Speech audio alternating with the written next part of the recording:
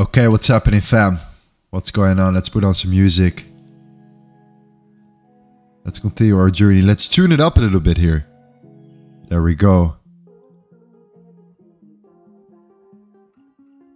What's happening, fam? Hope you guys are doing well. I'm gonna put in the camera. Boom. What's happening? What's happening, ladies and gentlemen? Looking forward to host you today again, one more time. Yesterday was nuts. It was absolutely crazy. Welcome back to today's stream. Today we have, again, red folder news coming up here. We have the initial jobless claims. We have something important for the British pound against the yen right now. That's actually happening at this particular moment. If you see a flip here, we're going to short it, okay? Very carefully. The reason why is because we're talking about the Bank of England interest rate decision here. Okay, 25 base points just came out literally like a minute ago or something like that, 4 minutes ago. Amazing. We had a massive spike and we're now reversing here. Okay, I have a very close eye on these levels right now for GJ to the downside. I get straight to the point today, guys, because we have a lot of things to cover here. Okay, GJ is one of them, and a potential flip is definitely something that I'm looking at. Okay, super important. Let's talk about gold as well. But before we start, okay, let's just do quickly a little introduction here. What's going on? Hope you guys are doing well.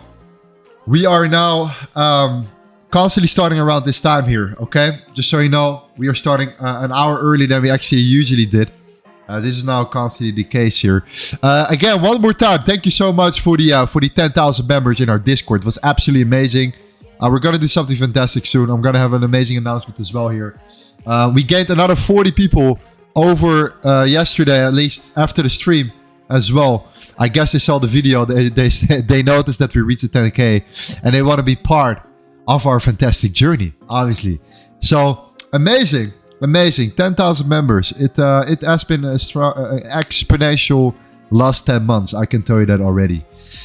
So let's see what we have before we head into gold here. What do we have in the building today? Let's see what we have here. We have Traded Deer. Hope you're doing well, man. James.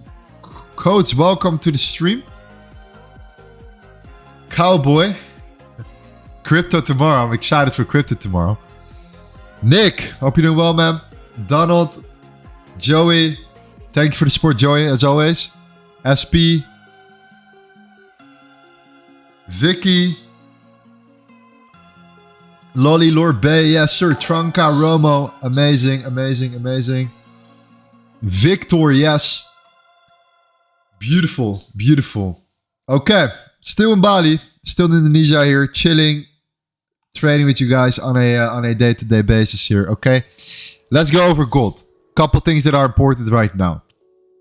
Get straight in the point. Let's get these likes up as well. Thank you for the 100 likes. Great start, great beginning. You know, we're gonna make it a fantastic stream today. All right, so gold and GJ. Okay, GJ, this is what I wanted to see. I wanted to see these highs getting taken out right now. I want to flip here potentially. We had to bring a Bank of England, of course, taking out these highs right now.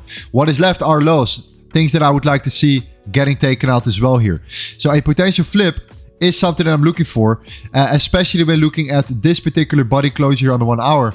And a flip right here. That means that if we go up right now, we flip and we close the body below it, I'm actually more interested in looking to take it down towards the lows right here, if not the lows right there. You know, all the liquidity has been taken out. If you then close below this area of support, either a resistance as well here, you know, coming towards this first gap as a nice short-term target, I do believe we have a potential here of flipping. However, we need to see that actual body closure below, making sure that the next stop wick is recreated to then come down and then we actually execute the position from there. I think that's important to mention. Okay, and then for gold this is a completely it's a similar scenario. A lot of people are like now suddenly become very bullish here, but my suggestion is just to, you know, zoom out a little bit for gold and just to see what is actually happening. Because if you look on the weekly here, you can see that this particular candle has now actually surpassed the one next to it right here. We're actually coming now below. We have still a massive gap below here. if you look on the weekly, we are now breaking also that area of resistance right here, which is roughly the, it was like a massive area of resistance at the, the 9040, okay? That was just a massive range where we just couldn't break above any longer if you look on the daily here. Okay, we tried to push up a couple times here. We couldn't do it. That's why this level is such an important level if you want to look for longs here. And that's why I think it's important to mention that if you do break above it, then I might be interested in longs as long as the dollar stays weak. That's an important confirmation that I'm looking for. For the rest though, I mean, there is not much traffic happening below.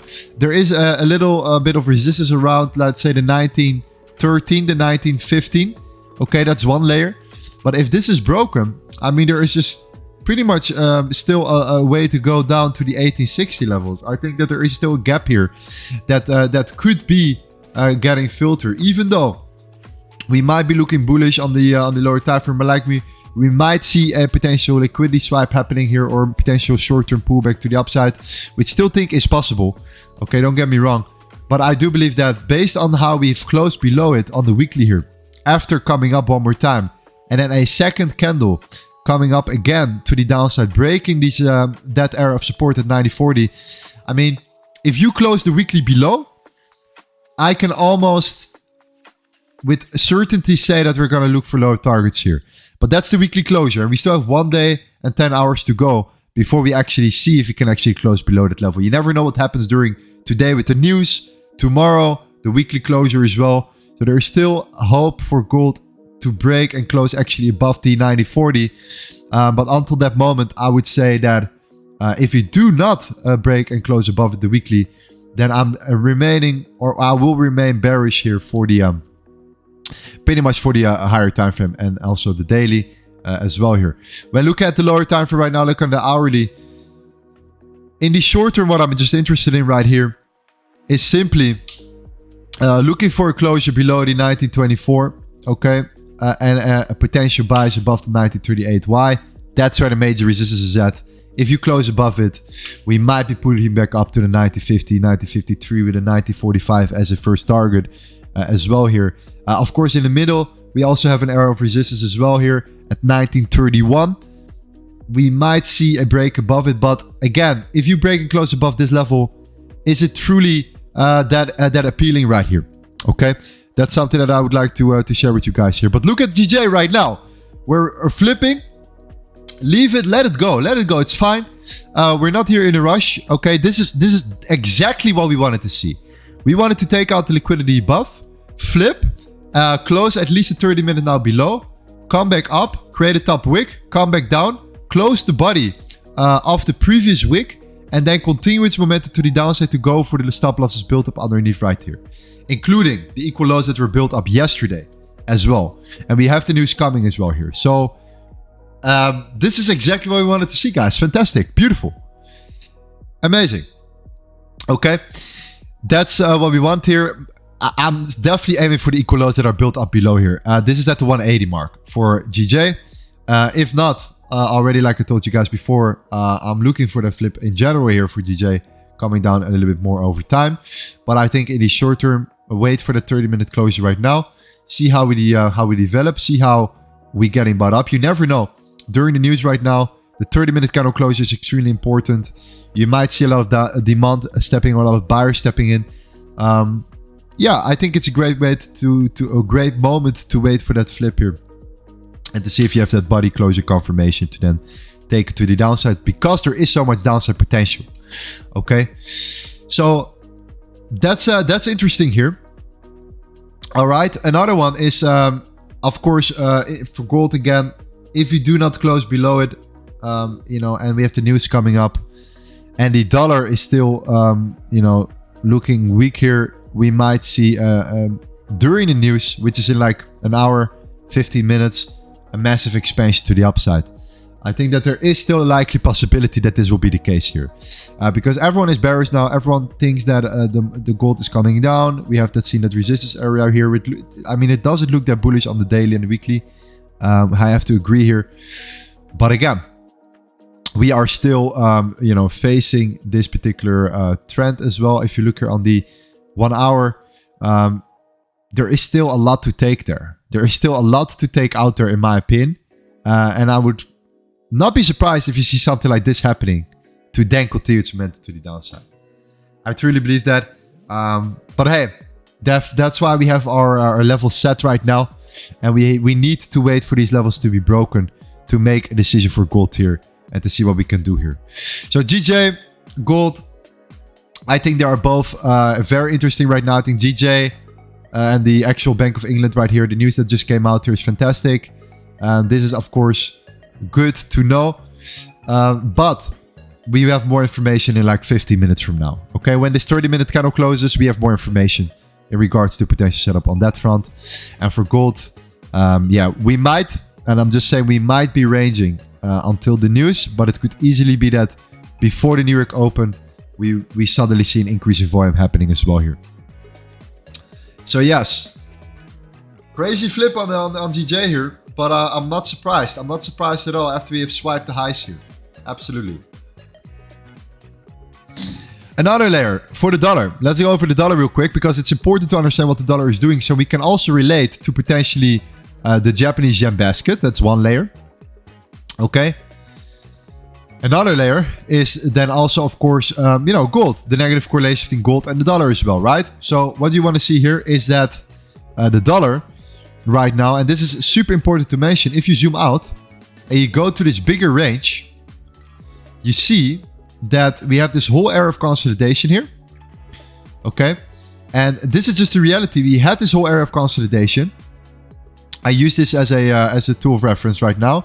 Okay, I'm talking about this particular area, this particular range. This was a range before an expansion. Okay. We have to acknowledge that we have created a lower high. So it's not that we broke the highs here. So this could indicate that we still facing, a little bit of weakness. If we created a higher high here, this would have been a much stronger low. That's not the case. So it is an area that we still have to take into consideration. So the reason why I'm saying that is because we have 3 levels here. And that is the value area high. Okay. The value area high is right there. This is where the volume within that range increases. That could equal, a support. That could equal the resistance. You name it, depending on where you're looking from. And you have the point of control right here as well of that particular range. So if you take it back all the way, then you will see that we're right now exactly bouncing off of that particular zone here. So look at that zone and look at where we're bouncing from right now. You see that the value area high is actually getting respected at the moment here. And that the body closure is exactly above it as well. So therefore, we might see the dollar having some strong support at the moment, which is not good for gold. Okay, so I'm still leaning at this particular moment more towards the downside. The news could change the dynamic. And if that's the case, then we know what to do there. Okay, but yeah, therefore my suggestion is to keep a close eye on the dollar because this will also have an effect on GJ because of the Japanese yen basket and the correlation with the dollar and gold. Same scenario. Okay, so that's a little bit of the situation right here. My crypto long is doing well. I had a small position placed. I wish I placed a bigger position, to be honest. But we're still in the game here. If you come down, I'm gonna add on to my position, but we're gonna talk about this a little bit later. It's secondary. Gold and GJ are right now the most important at the moment. Beautiful, beautiful. Trunk, is the stream lagging or is that on my end? I think think it's on your end, to be honest. I think it should be good here. I think it should be good.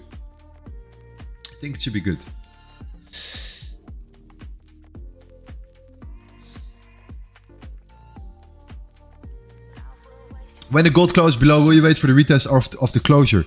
If you see a closure below, I just want to see a little top wick getting created here to then push price back down further. And then I enter.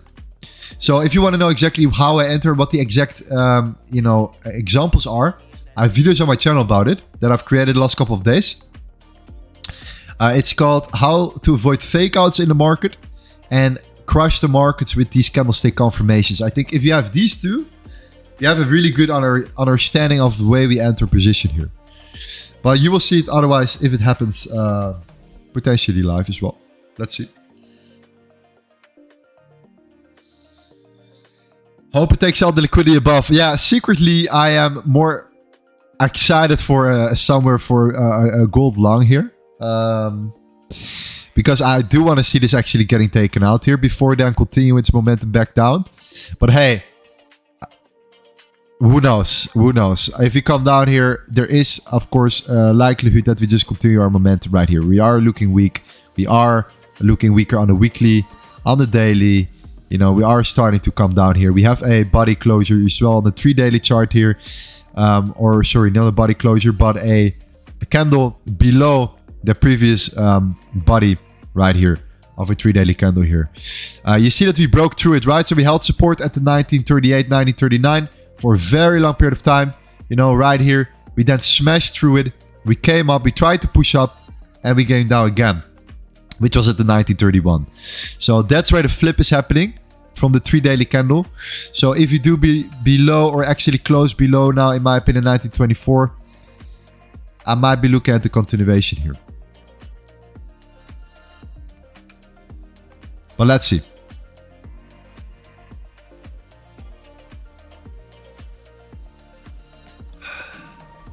Hey bro, quick question. Does it mean anything important if the next candle creates from the previous wick but not from the candle? Does it mean anything important if the next candle creates from the previous wick but not from the candle? Sorry, I do not understand your question, bro. Keep in mind, I'm not native English as well. It could be my mistake here, but I don't get it. So the next candle created a previous wick, but not from the candle.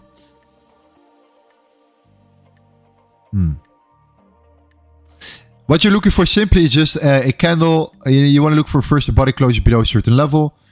Then once you have the body closure, you don't want to enter right away because okay, we have closed below. No. Let's create that wick. Let's show if there is a little bit demand that gets suppressed immediately by its supply, by the sellers, immediately coming down, creating the top wick to then push price back down. And the moment you see that next candle flipping the body of the previous candle, you enter.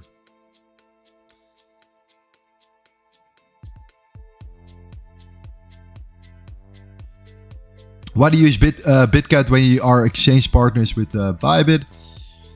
We are actually exchange partners with Bitcat and Bybit. We have a couple of them.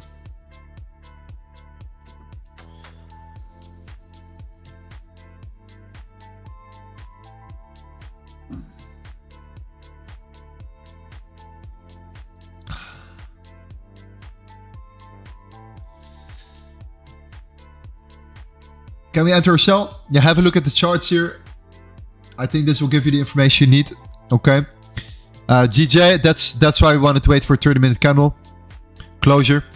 It was very appealing to go short, you know, thinking that we might flip straight away, but usually it gets manipulated quite heavily, especially the first 30 minutes after that particular reaction here. So yeah, you see it now right now with GJ here. Demand immediately came back into the market. And we have 7 minutes left, 7.4 minutes left until we have a closure there. And we have a little bit more information, you know, in regards to what we're going to do here. But yeah, that's why it's, especially during the news releases right here, of course, we know exactly why this happened or where this wick came from. It's better to just wait for that 1 hour. I think it's much more important, or a 30-minute candle at least, to see what the direction potentially could be from there.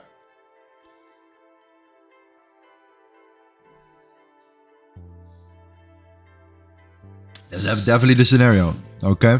But overall, I am much more leaning towards the downside for GJ right now. Much more. Why? Because this is taken out.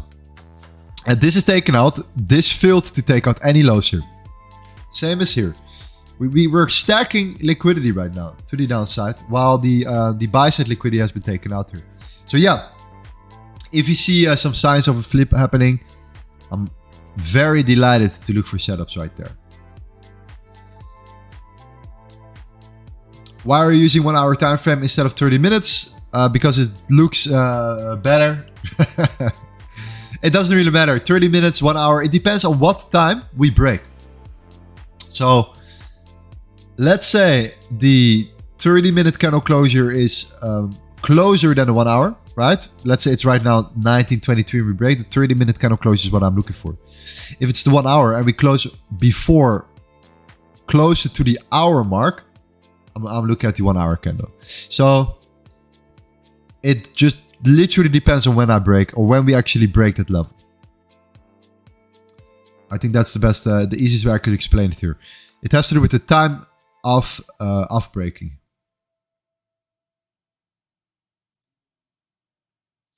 That's what we're looking for.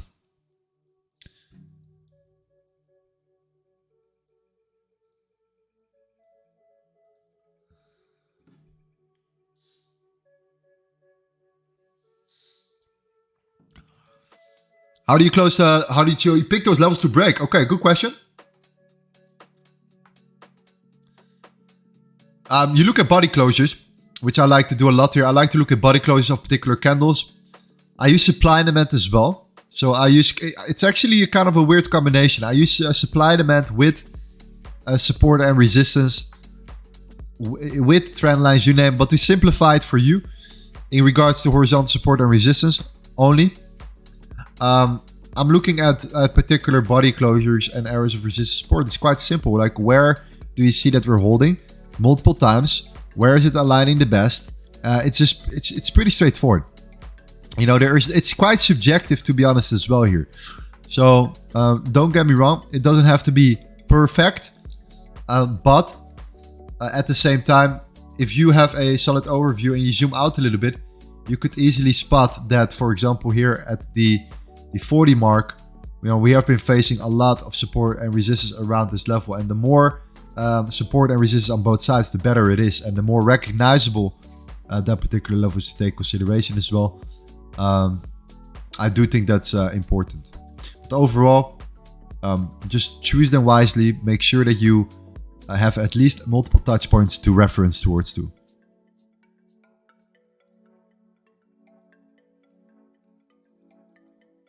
Absolutely. So yeah, let's see if we can trade GJ today. I'm actually looking forward to that right now. We see that the yen shoot up. We have now this area of supply of demand. We had a massive expansion to the upside. We came up. We wicked quite aggressively above it. We're facing that resistance right now, right here. So a bounce off this area of demand will be amazing, followed by a closure above this 7,002. And that will be giving us a fantastic potential possibility to start entering GJ shorts here. So the yen basket is determining a lot as well here in that sense. So yeah, keep a close eye on the yen basket, GJ, with us today, and then also gold, of course, on our radar as well here. So let's do that. By the way, we have to do something big for the 10,000 members in our Discord. By the way, we have to come up with something. Maybe I fly somebody out to Bali. Just saying.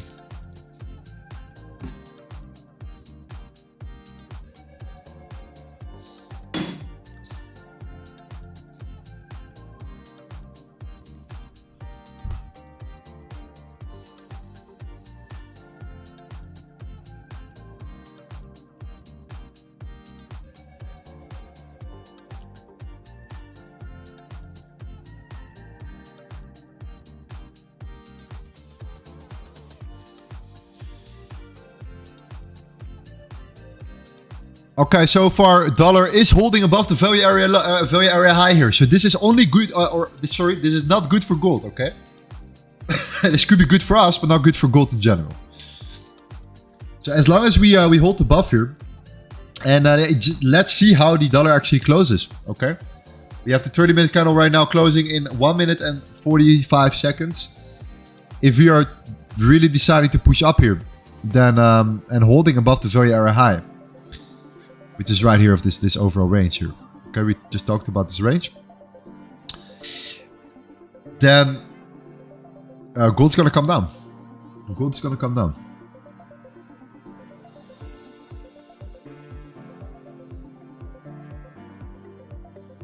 Which broker are you using? For YouTube, I use BlueBerryMarkets. And I'm using BlueBerryMarkets as well.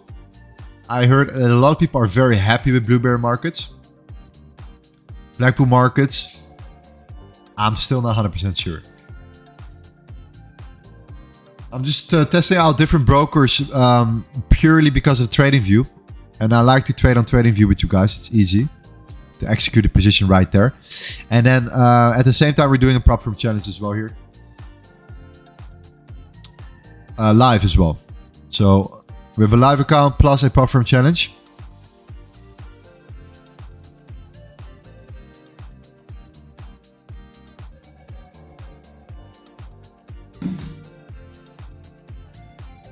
Is GJ down direction? Well, I'm waiting. I'm looking for a potential downward direction indeed. Yeah, that's what I want to see. That swipe was fantastic. If we now continue momentum to the downside, I will be more than happy. I'll be more than happy to look for shorts here. I can tell you that already. Possibly sells below 180.75. 180.75. Why? Because you have these equal lows right here. Fantastic target straight away, which is on our radar.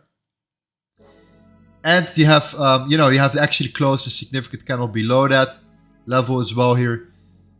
This is not particularly stronger internal low as well here. We didn't break above here. This low needs to be broken. Why? Because this is what created that high. So if you just break this low, all these stop losses are built up below. Stop orders are probably below there as well.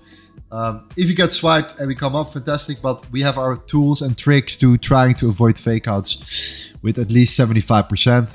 So yeah, that's a way to look for sells from that particular level. Targeting the lows right here, which is at 179.9. So I really would love to see GJ coming down here. I can tell you that already. And I think that gold will potentially come down already very, very shortly here.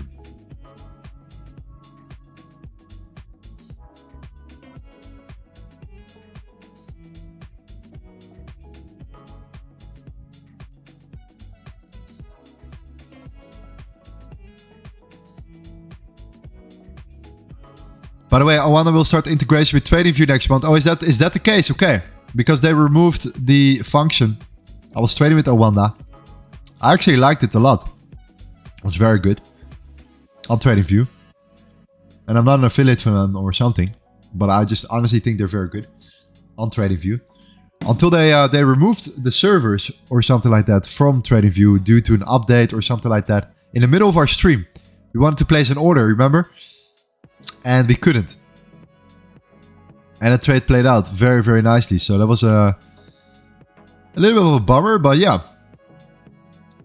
We spoke with Awanda and it's indeed they closed servers or they migrated servers or anything in that manner.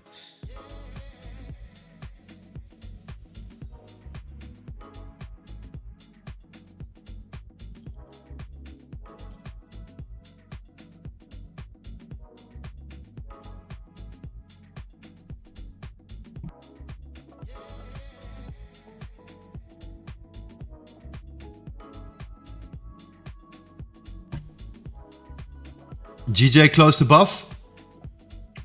Sneaky bastards. Sneaky bastards. Don't you think so, guys? They are sneaky bastards. I told you. 30-minute candle.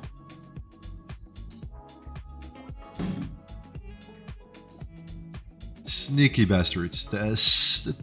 On the pip. On the pip.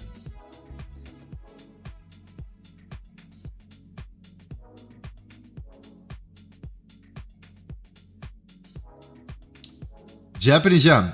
All right, let's see. We're gonna hold some demand here, though. We're gonna see some support potentially coming for the yen, though. And the dollar is moving. The dollar is moving. Look at that. This is not good for gold. Okay, this is not good for gold. So we're heading in towards potential shorting territory soon.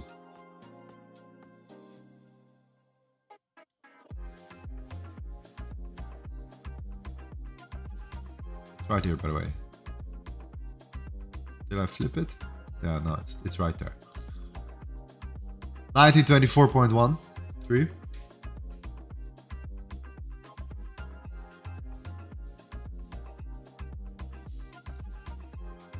Yeah, sneaky bastards, man. They come down, they induce as many people as possible to go short here. People that do not wait for closures, that are greedy, they want to go straight away. Unless they go in and out, then they did a great job. But it's very hard to close your position once you see price coming down that fast here. And I know from experience, it's very hard to close your position. You need a very strong mind to do so. And then what they do is they flip it directly and they close just above that high. The moment the 30-minute candle closes. It's perfect measurements.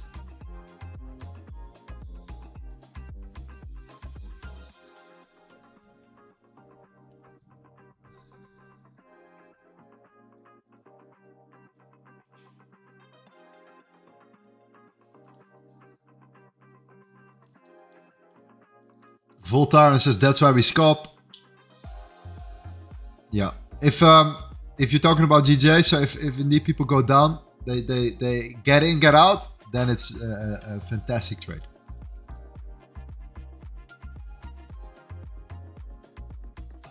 Absolutely.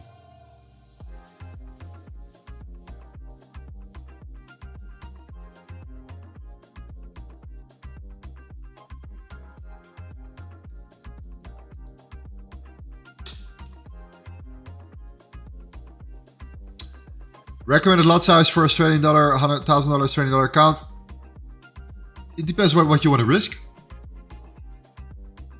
It truly depends what you want to risk. Really hard to say.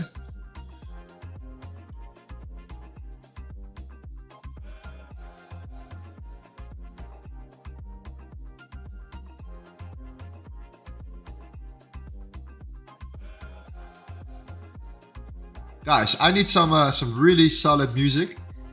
If you guys have any suggestions, then let me know. That would be highly appreciated. Thank you very much. Thank you very much. Where can I get the fixed zone profile indicator for MT4? I know somebody in the community knows this. So if somebody in the community knows this in the chat, let me know.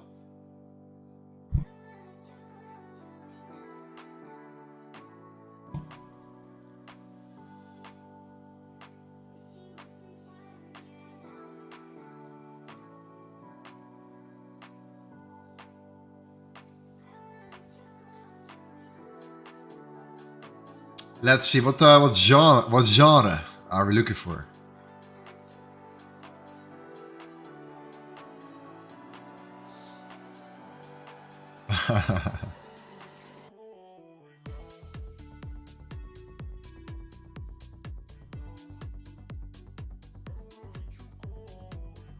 Boom.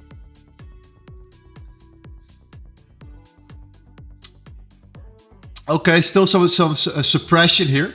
Like I said, demand coming into play from the Japanese yen basket. Okay, this is gonna push GJ a little bit down. That kind of created an expansion. We're pushing back. Let's see if there's enough volume to push us up here, which is gonna push back GJ one more time. Okay. In this case, you see a rejection from this particular level. And there we go.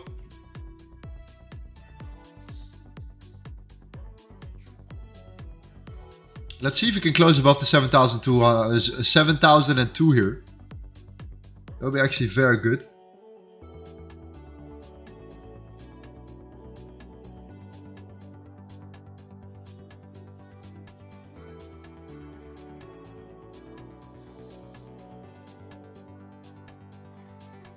Volume is pretty decent now at the moment. It's better than I expected. So that's good.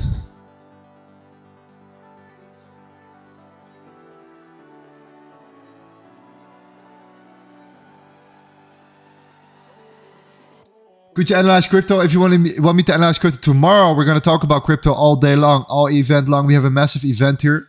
Okay, if you want to be part of our event, join our instructions. We read the instructions here. What you need to do in essence is sign up to one of our affiliate links, deposit $100 on that account that you can use with us when we trade live, okay? Because that's what we're gonna do. You will get access to our VIP channel, and we have an event here, a Discord event here, where we're gonna trade. We're gonna talk about all the charts together and look for setups and stuff, as crypto is ready to explode. And I've been talking about it for a while already. I'm mentally preparing the community a little bit. Not too much though. I don't want to pressure people too much, because we are, Forex traders. However, I'm just teasing you a little bit because there is a lot of potential coming here.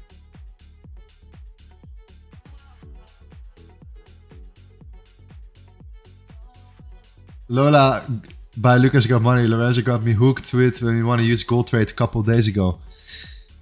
Yeah, the Lola we can only play the Lola song if we actually get a winning trade again, or if we are in a trade. That's also a situation here. So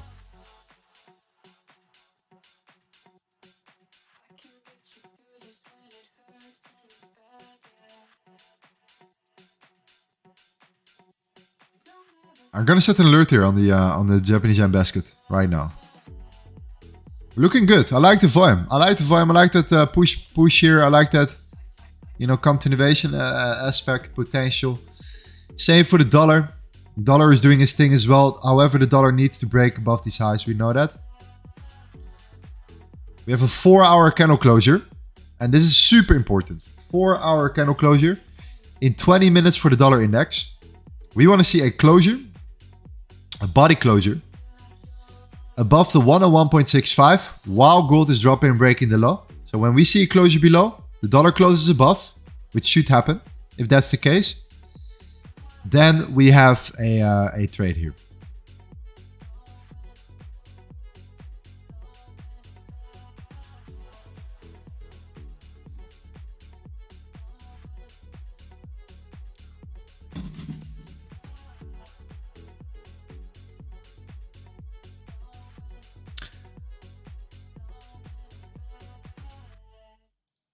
And for GJ, I have my very close eyes on this particular pair as well. Because I do lean more towards the downside here.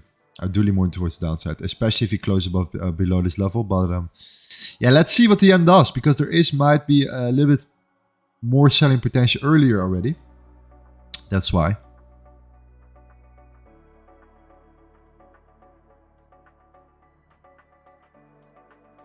Bro, can you check silver?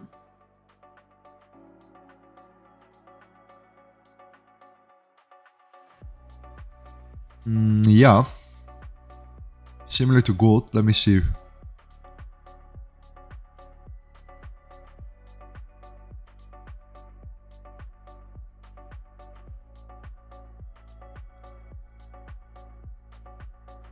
Gold. And silver, yes, okay. Silver. I'm buying a lot of silver, by the way. Investing a lot of silver. I'm not trading, I'm investing a lot of silver. That's a whole other story. I'm DCAing. Okay.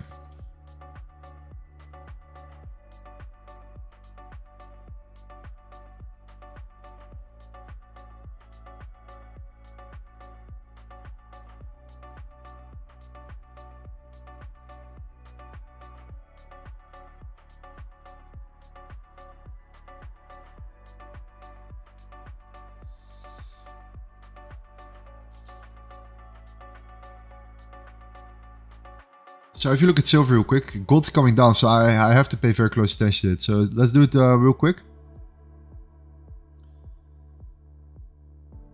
And let's go to the weekly real quick. Okay.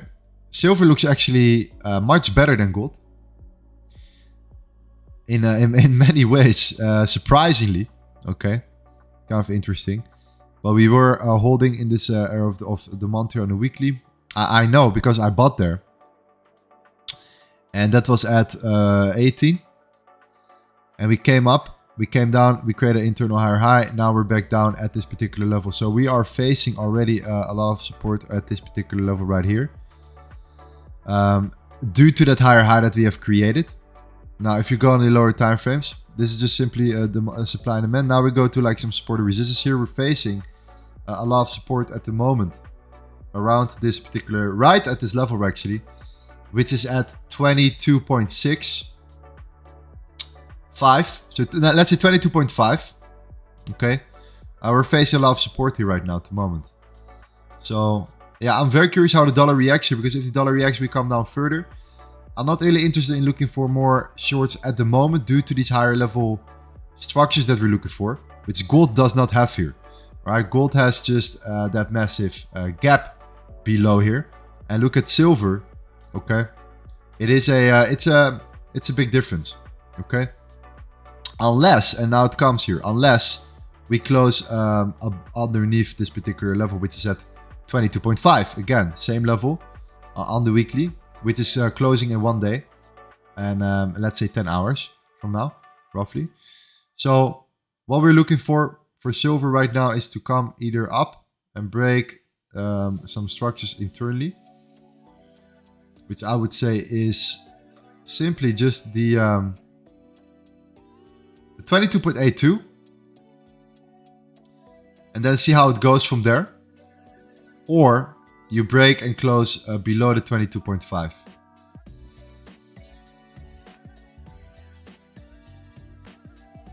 And again, confirm it with the dollar.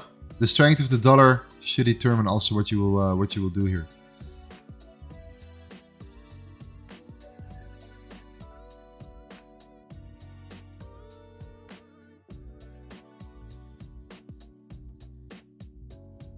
How far do you think silver can go? I think there will be a massive supply shock for silver. Much higher than initially anticipated. Which is going to cause a massive, massive squeeze to the upside. And it will be very aggressive, very quickly.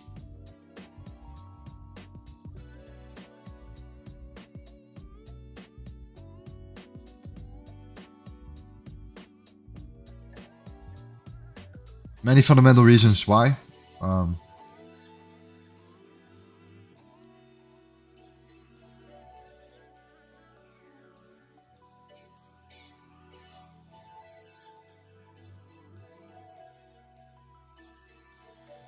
So yeah, 30 minutes. Let's see if the dollar indeed closes this 4 hour. And this is important. 4 hour candle above the 106.65. Based on that, you see gold. Coming down here, you have, yeah, we have some good stuff here. We have some good stuff.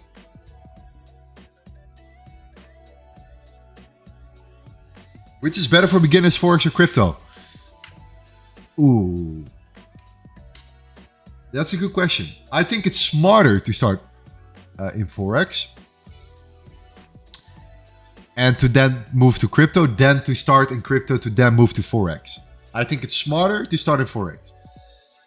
Just for the experience, the learning curve, the education, to then move with that knowledge to crypto, to then make more money. That's what I think.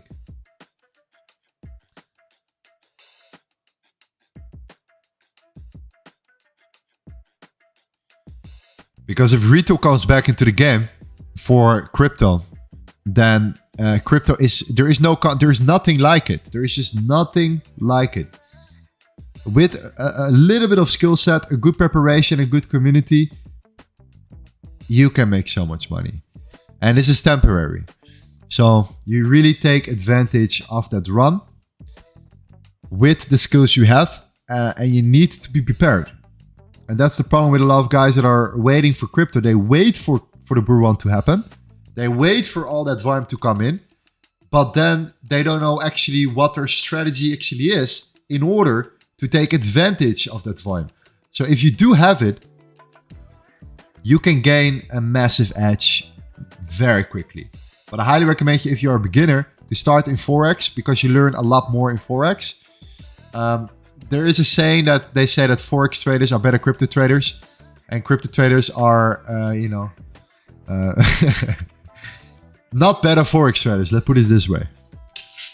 And that's, in my opinion, pretty true. Because there are many crypto traders out there that never heard about the unemployment claims. Or the initial jobless claims. Or, whatever. The new home sales, the consumer sentiment, red folder news, and so on and so on.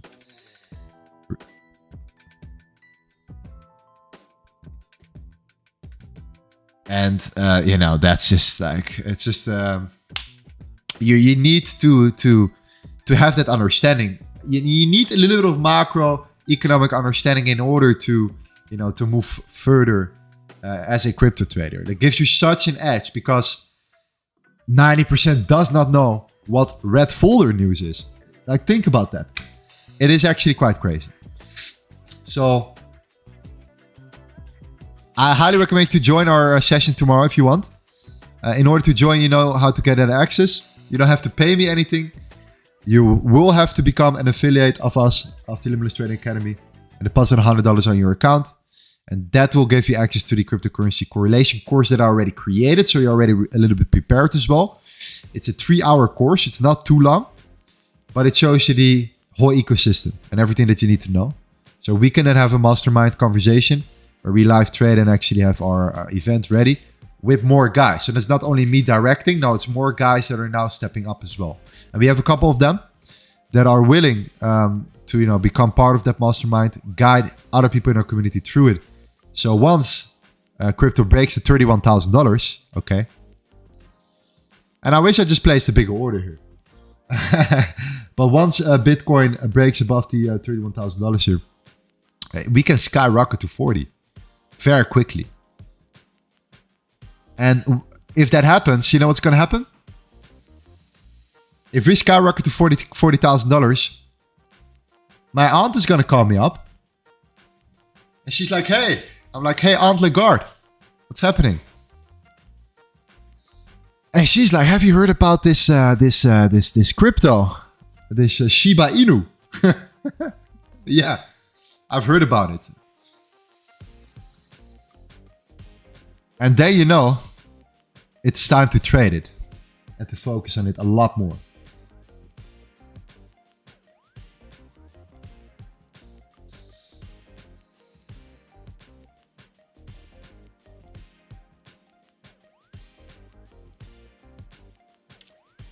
And I'm talking about a personal experience here.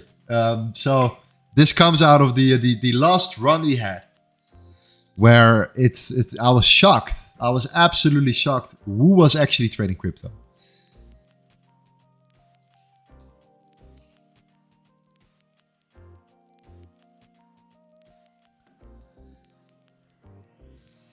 Lorenzo, fasten your safety belt. We are ready for a gold pump. Well, let's see. Let's find out here. The dollar closes in 7 minutes. A 4-hour closure. The yen is indeed slowing down a little bit. So GJ is probably still hovering around that level. Yeah. So, yeah. Let's find out. I think that 9024 is a great level to look from. And if you do break the equilibrium, we can decide what we do from there. But the 1938 above is it's like a no-brainer. It's a no-brainer buy. 1939, sorry. So if the buy is above, the equilibrium sells below. The equilibrium is just the middle range where you face some support and resistance as well, where there are possibilities, but these are highly risky setups.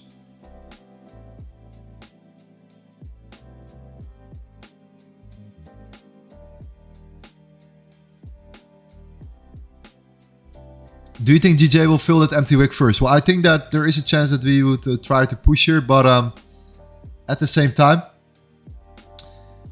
as long as we hold above this level, we will not, and we will come. If we come up here, GJ will come down. That's definitely the scenario. So yeah, we just have to wait and see here.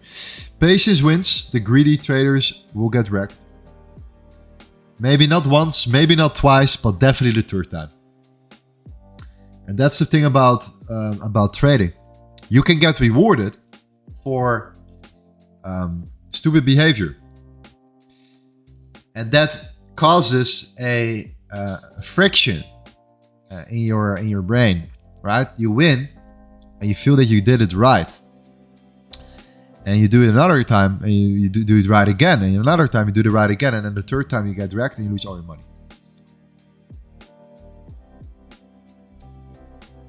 So it's about the consistency, the patience, and the execution. And yes, you will win, you will lose out sometimes, but you always have to look and zoom out and look at it from a,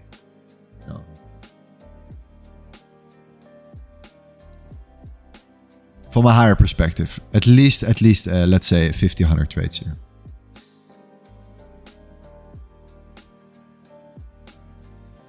That's why trading takes time. Because it's all about connecting the dots.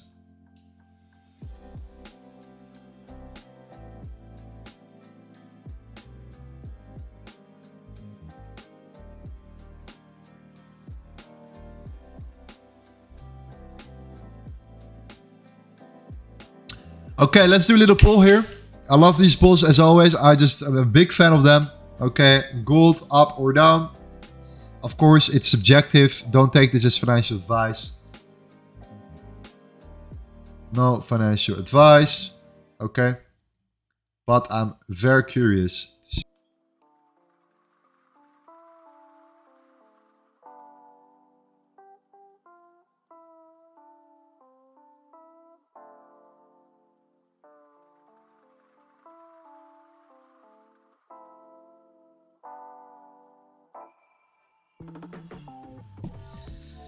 Gold up or down? Vote now. The votes are up. I'm very curious. We have 533 people watching. We have 186 likes. We can get this to 200 right now. While you guys are voting here, I'm not gonna look at the end decision. I'm gonna wait like 5 more minutes. Let the votes come in here. I want to see at least 200 votes for a nice database here.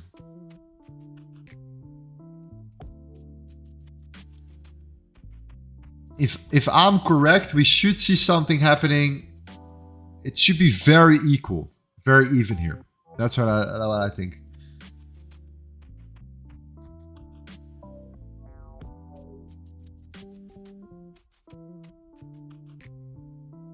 Why do you always wear black shirt? Because I love black. Gold. Go to 1960.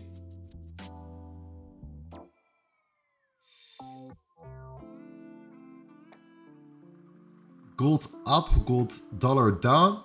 Okay. What risk per trade? 0.51%.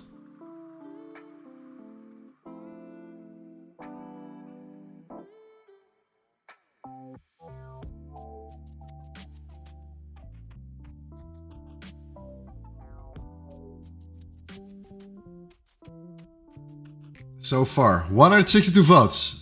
All right, 53 up, 47 down. 53% up. So it's literally 50-50. Okay. It's really hard to say, and this is actually the correct outcome here. This is exactly what I expected. I think it's very hard to say what's gonna happen here. So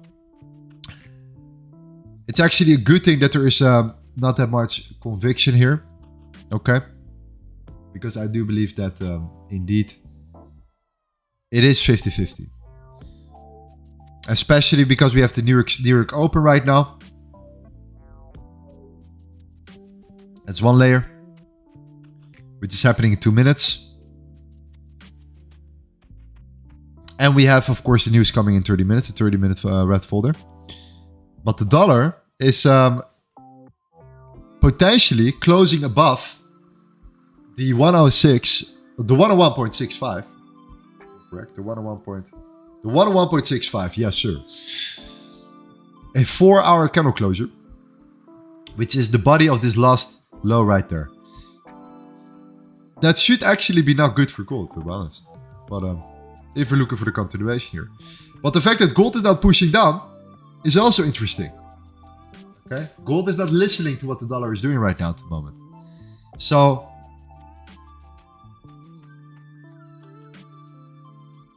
let's see.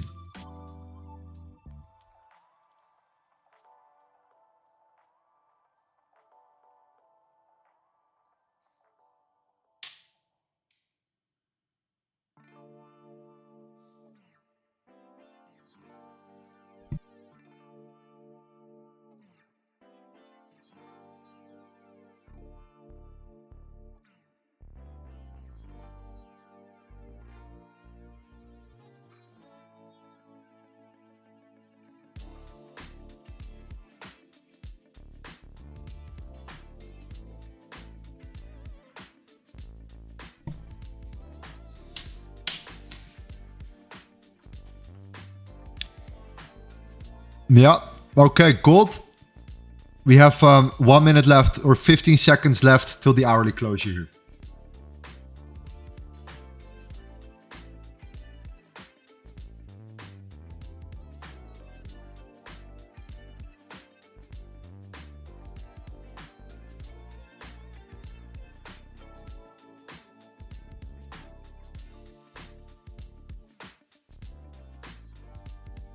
GJ closed above. Yes. Okay. 1 hour candle closure completed.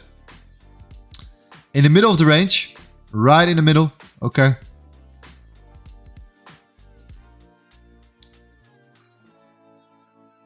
Right in the middle here.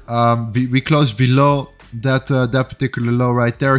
We are still below, let's say, the 1928 right now at the moment. But there is also so much more demand coming in. Yeah, it's really, you have to wait for serious levels to be broken right now. And the New York is open as well. GJ closed at 1 hour above. Right on the spot. Right on the dot right here. Look at that. Sneaky bastards. One more time. They do it over and over and over again. So body closures are, in my opinion, key. Especially during these type of events as well. Yeah. So now the highs were taken out. Now we have a body closure. The yen is still above here. I mean, what we need right now is more volume. More volume. Gold still didn't break the 1927. No, even that. We're now breaking the 1927 though. We're now coming down here.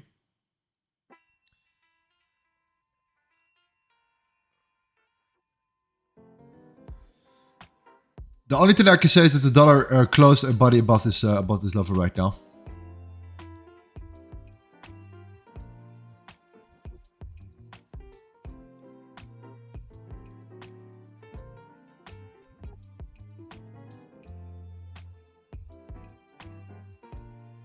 But no direction yet here.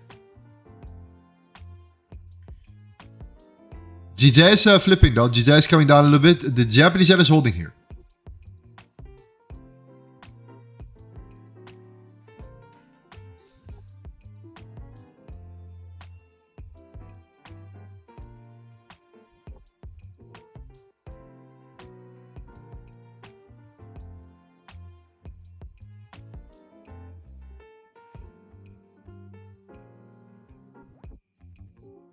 No break of anything, just consolidating. Okay, 226 votes, 53% says up, 47% says down. Thank you so much.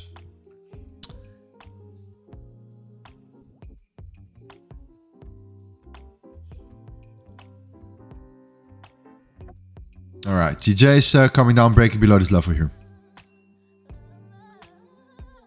This is much more appealing right now, by the way. Much more interesting as well here. The fact that this is right now the case.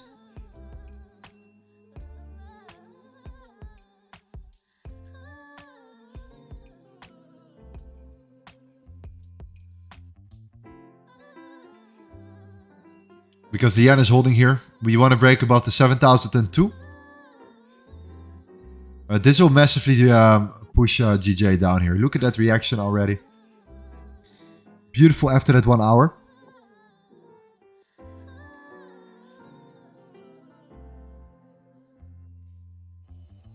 Okay, interesting. Let's keep a close eye on this level as well here.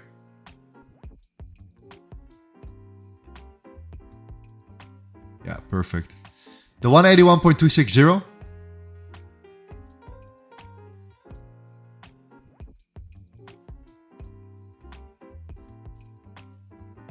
And gold is pushing. The dollar is pumping. The dollar created a bottom wick.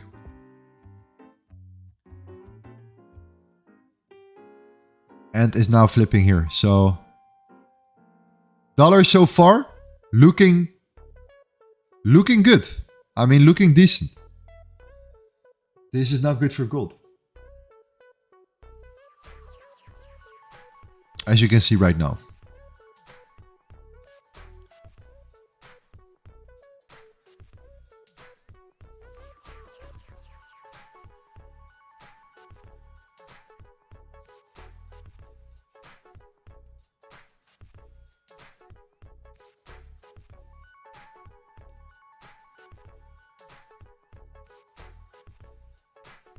Beautiful. Okay. The yen is making moves right now. Okay, the yen is doing its thing. We have an alert set here if you break that level. GJ is indeed coming down right now. This is the low. This is a strong low. Okay. This overall range created this. You created this range. You had that massive expansion. You retested. Immediately demand stepped in here and pushed price further up. So waiting for a closure below here is a really good, in my opinion, continuation potential to then target the lows right there. So I think that GJ has actually a lot of potential today when we are seeing that break below here.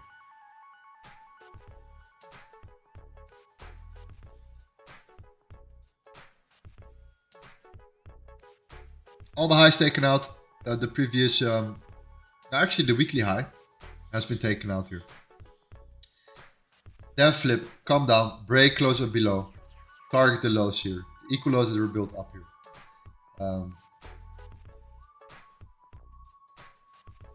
Yeah.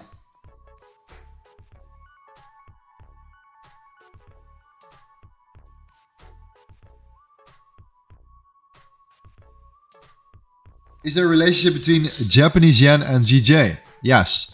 The Japanese yen basket, if the Japanese yen basket goes up, it tends to push GJ down.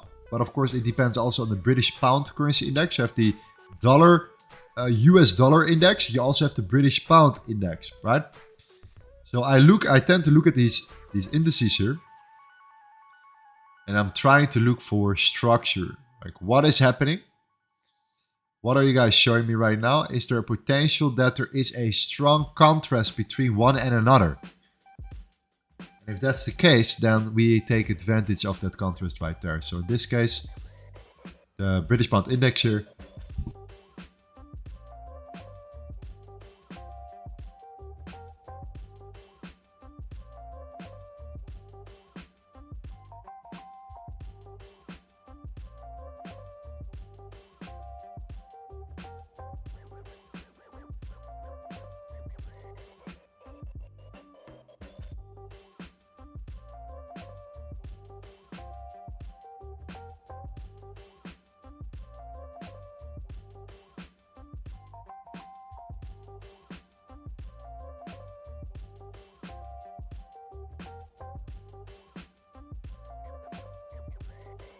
Oh, Mike, sorry.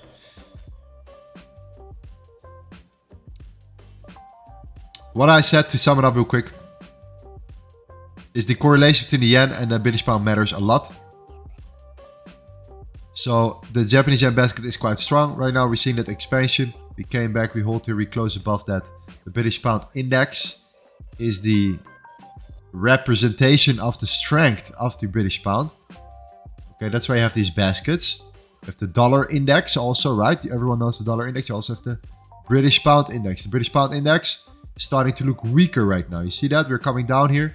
We're dropping below. We're looking weaker. The Japanese yen looking a little bit better, right? Look at the difference. So automatically, GJ coming down.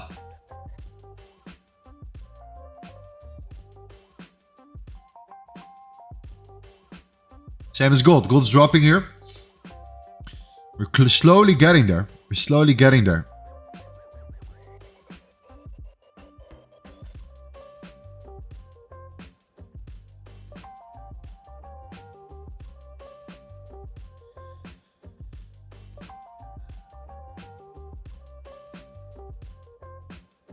Keep in mind, we have news coming very soon now.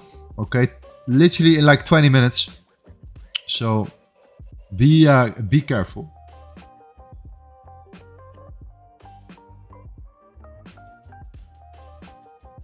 I'm gonna set an alert for DJ as well.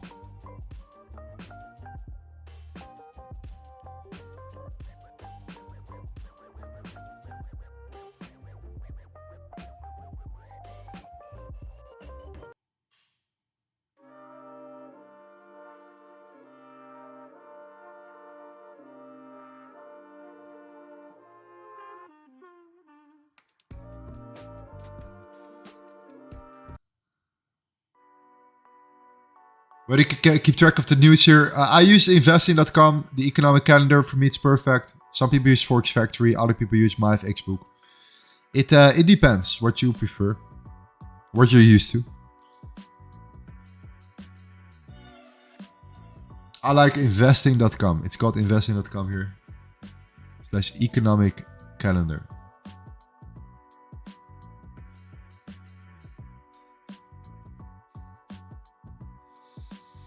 Aditya, my strategy is simple: support resistance and break structure. Is it work? It works well for me. Should I learn SMC or ICT concepts? Well, if it works well for you, you shouldn't, unless you are willing to see the other perspectives, see how other people might think about their strategies and so on and so on, and maybe that could improve your strategy as well.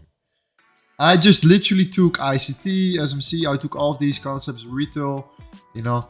I put them together, I mixed them up, I tested them out for myself, and I kind of formulated my own way of thinking and analyzing the market with, you know, current concepts.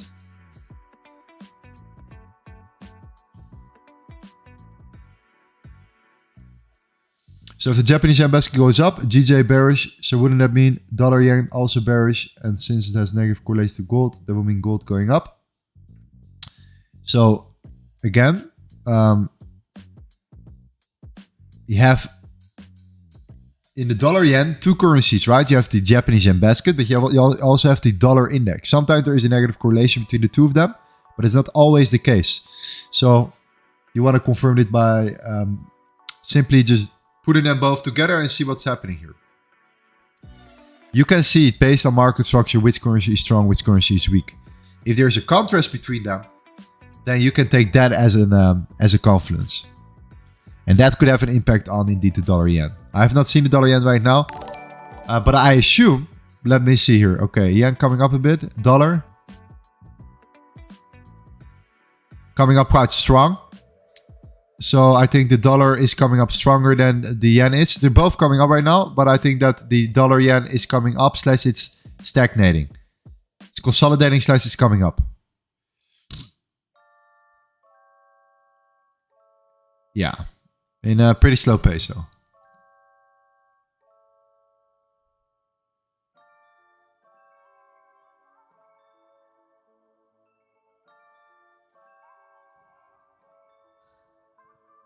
I'm studying SMC Series 8.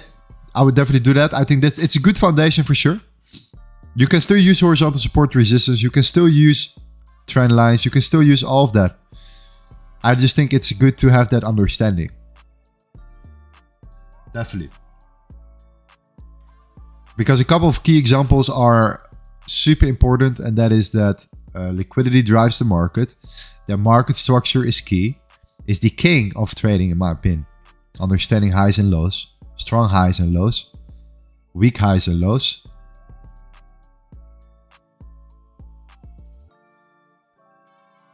Understanding these gaps in the market.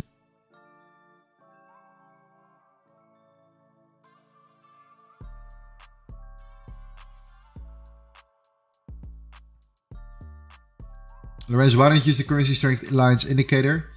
So there is a actually another tool, the currency strength measurement, or the strength meter, which is also quite interesting. But I have not really fully tested it out yet on the lower time frame.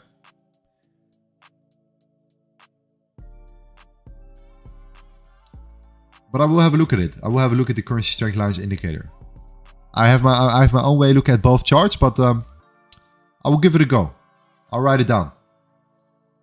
Currency strength lines indicator. Okay, let me know who created the indicator. Usually it says would actually made here. So I know which one you mean. Because there are a million indicators.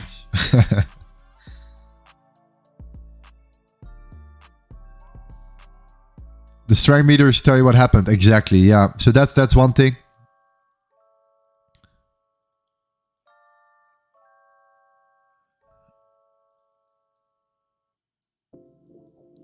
You know, I have a nasty feeling that we're gonna flip. I don't know what it is. With the news coming up here. But hey, we do not play on feelings here. We play on executions. If you see that sell below and we close below it, and the next candle showing us the beautiful top wick continuation to the downside, we enter.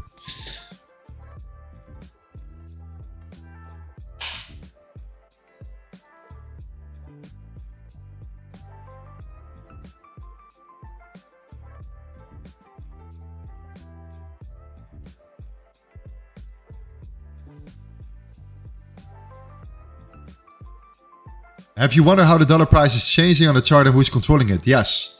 The dollar index is a measurement against 6 other currencies. It's a basket of goods of currencies measured against the dollar. One of them is the euro, the Japanese yen, the British pound, the Swedish krona, the Swiss franc,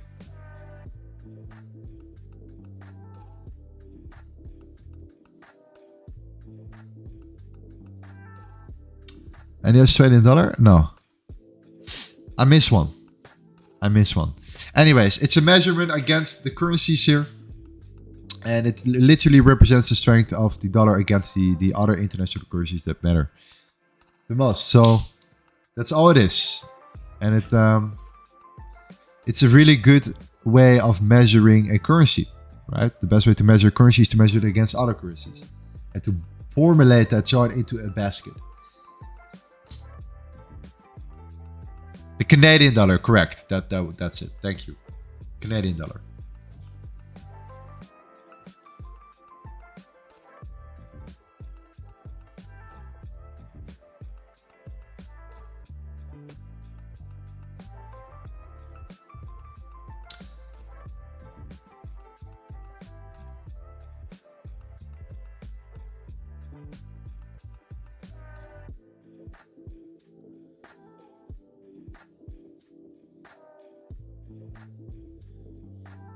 $14 minutes to left till the news here.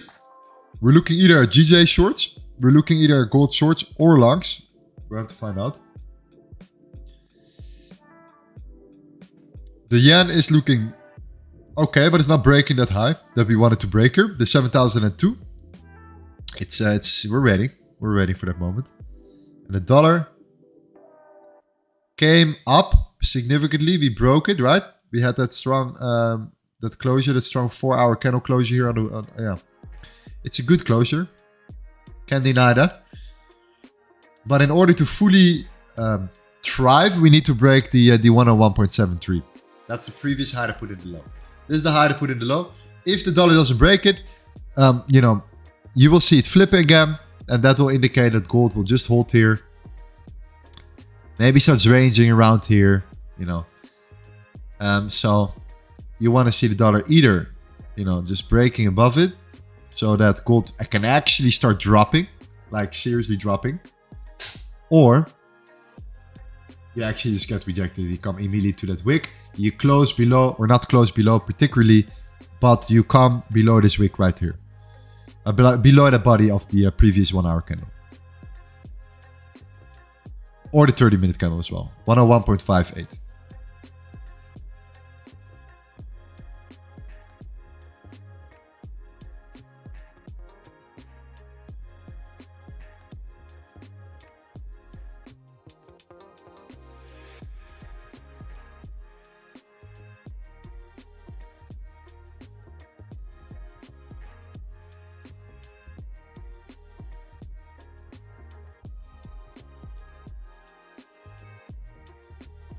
Bro, why have you chosen the sell horizontal line? Well, it has multiple touch points already. So 1, 2, 3, 4, 5, like a lot of touch points exact. And there is some room below it until 1915, I would say. 16. So we have not seen a single body closure below it yet. How many pips you average per trade? I have no idea. I never look at pips. I don't trade pips.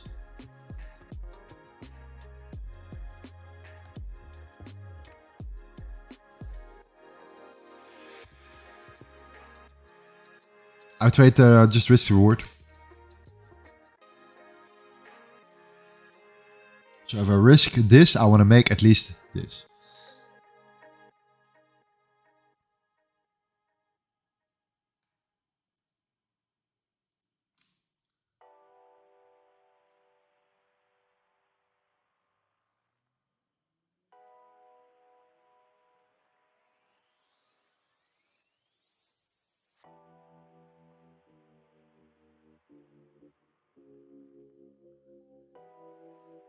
Ten more minutes for the news as well, of course. They always break it around that moment.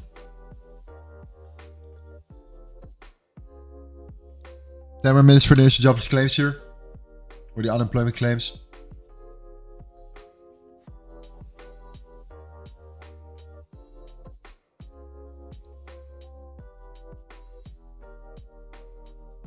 Dollar doing decent, doing well.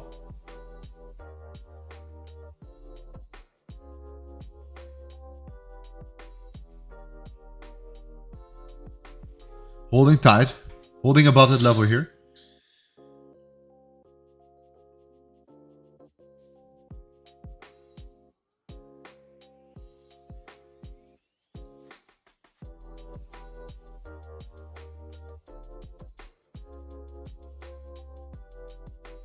If you do not look at pips, how do you know then you know your risk to reward?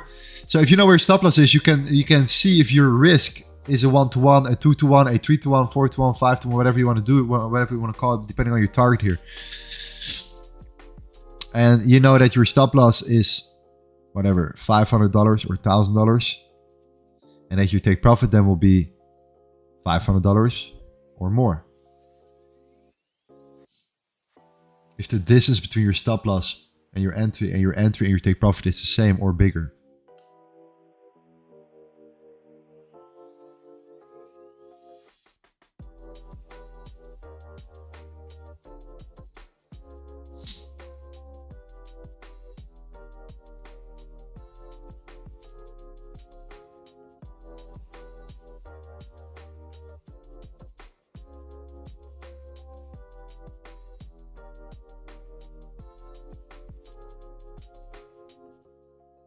All right, gold is now breaking. We are breaking it. The closure is in 8 minutes.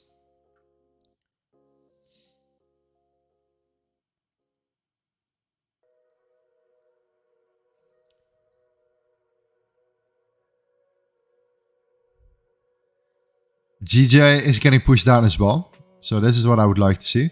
I would love to see the DN coming up here and continue GJ coming down. I would love to sell below this level. I actually would really love to sell it below. I think the probability is very, very decent. If you see it coming down, all the liquidity above is taken out. You close below this horizontal level. You target then the equal lows that are built below. So you immediately go for the sell side liquidity from there. So that's just a nice continuation here. Not worried about these lows whatsoever. So, sells below, we want to see a 30-minute closure. The news will come out as well here. We might see some volatility, so be careful. Where should I keep stop loss? Well, it depends where we close, and it depends on our next candle. But for now, always we'll put it above the previous candle. So.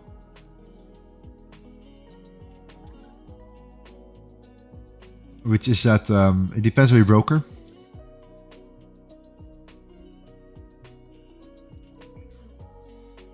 But it's for me it's at 27.62. But if you come down lower, we might be able to zoom in and take it a little bit tighter as well, depending on that last wick. So if we see a new candle closure and we wait for that closure, and we come up, okay, and we break flip the body, then we can put our stop loss much tighter. So it just depends on the next candle, how far we go, how far we break below. Many different variables here. Therefore, I recommend you to watch both of my videos. Okay, this is how you avoid fakeouts in the market. That's one. And then cross the markets with these candlestick confirmations. These two videos are must-haves to just get where we are and how we enter the market, and actually how we place our stop losses as well.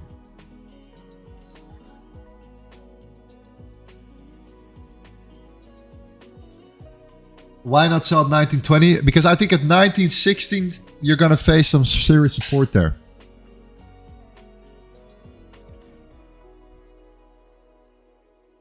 And I see that there is still a lot of potential. We have not seen any body closure below the 1924.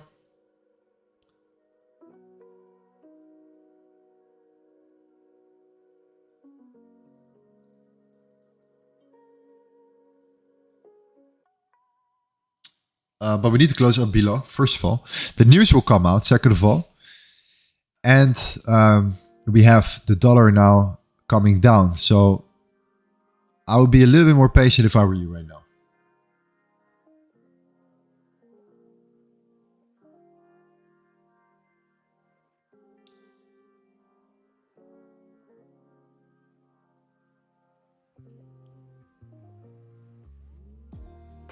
GJ looks good. GJ looks very good. Just waiting for that push here for the M, but overall. How do you zoom in when you drag that box? I use this tool. If you're talking about zoom in, it's a tool right here. Click on it, highlight, or I just scroll this up, reset, scroll up, reset.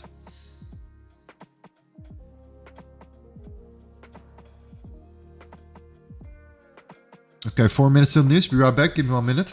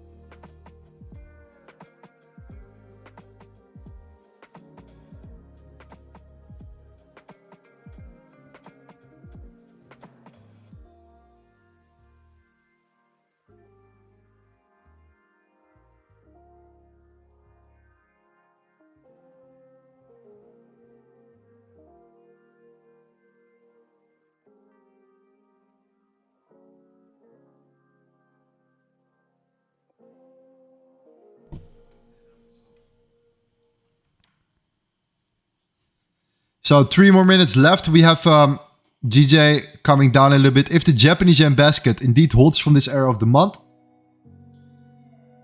and we continue our way to the upside here, then GJ will definitely come down, break this low, and go for the sell side liquidity that's built up below here. And then I'm definitely looking to short it below that level to look for the continuation down. And for gold, yeah, it's pretty straightforward for gold. However, at the same time, look at what gold is doing as well here. Gold is building a lot of that liquidity to the upside as well right now, right here. Okay. So we have news coming in 2 minutes, literally. We're getting pushed. So pay very close attention. You want to see closure. That's for sure.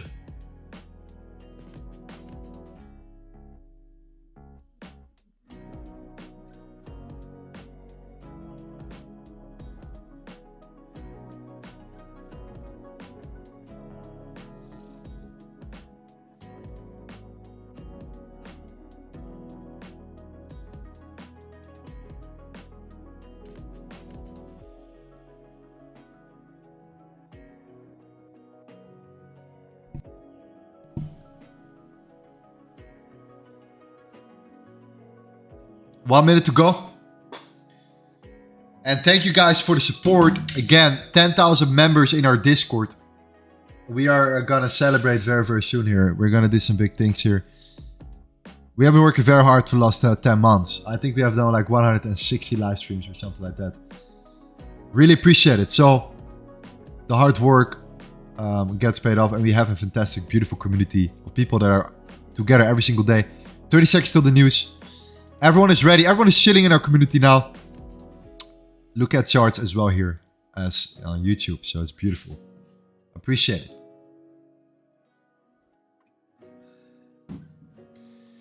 Okay, let's get back. So again, the equilibrium is at 90.31.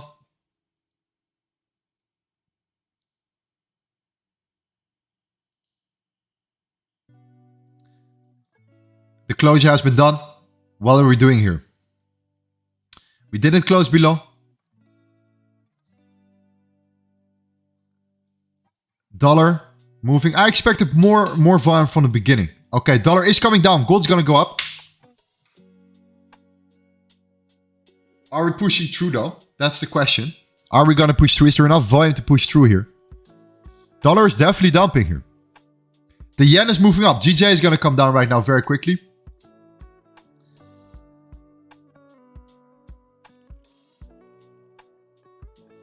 The correlation between the yen and the dollar right now is very negative, so do take that into consideration. Dollar is in an area of demand still. We are having a very area high right there. We're still facing that support there. The yen bounced perfectly from that area of demand like we were talking about here. Gold is not showing enough buying pressure, especially after the news here. Not showing enough buying pressure here. Okay. Negative for the dollar. Should be good for gold here. Should be good for gold. 264, 264. Same as previous. Higher than expected.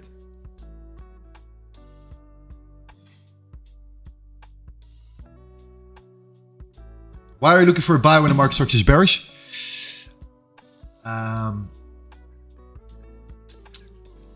So if we flip the 1939, we will actually flip bullish here, to be honest, because then we would break and close above the, or we would come back above the 3 daily or the daily and the weekly support again, or the weekly highs again, where we faced that support beforehand. If you close above it, we will flip and turn bullish here. It's pretty simple.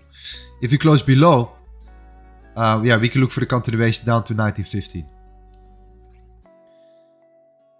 GJ is dropping down. GJ is coming down here. The yen basket confirmed this beautifully. We now have that break. The yen basket is doing its thing indeed. And the dollar index is still, yeah, of course, ranging above this, around that zone like expected here. So, okay, let's see how gold develops. But so far, I would not be surprised that we, if we would flip, but you never really know. It all depends on the volume here.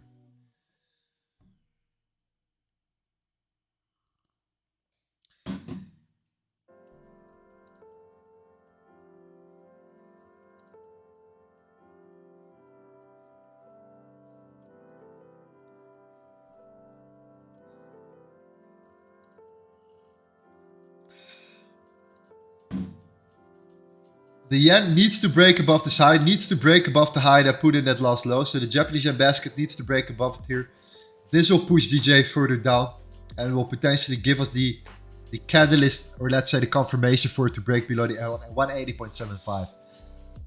So we can short it from there. To then go for that liquidity below.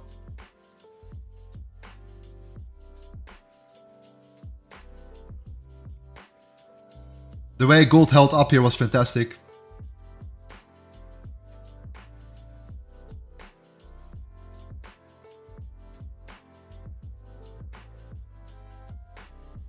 I see demand, I see break of range, I see ICT concept. This is confusing. Yes. Welcome to my world.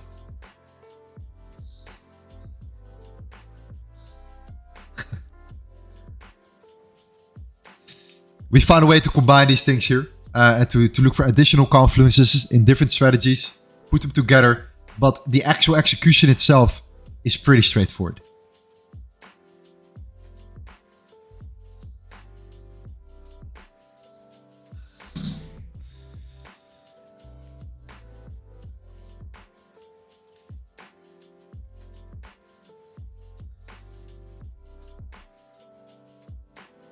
GJ finally closed below. Yeah, this is amazing. This is very good. This is beautiful. We closed indeed below that level here.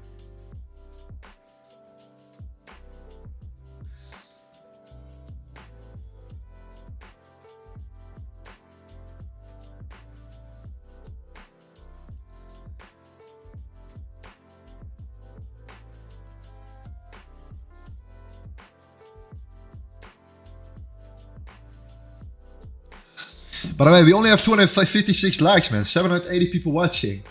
250 likes. We need to get these likes up. We need to get these likes up. Let's go. I think that makes a lot of sense here.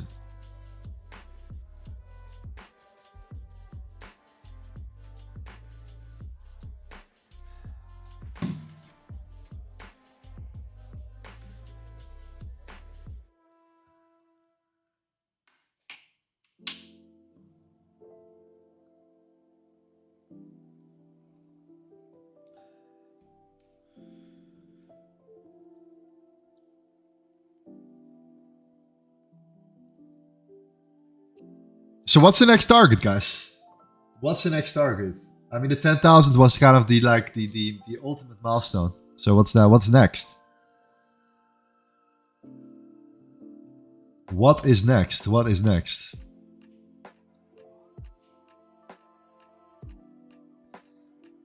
I'm not worried about YouTube. Not at all. No concerns about YouTube. No. Discord is where it's truly at here. This is where we talk every day. This is where we come together. This is where we hang out.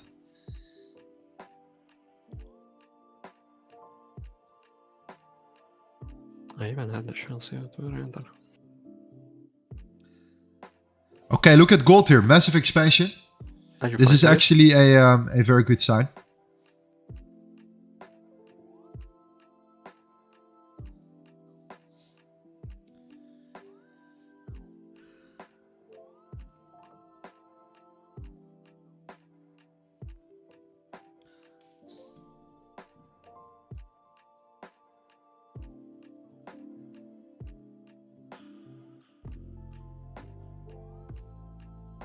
Powell will testify, the volume will come later. I don't expect gold too much. Yeah, well, we looked at it yesterday. We saw 20 minutes before the testimony for Jerome Powell, Uncle Jerome. We saw the volume coming in. We saw this massive wick to the downside.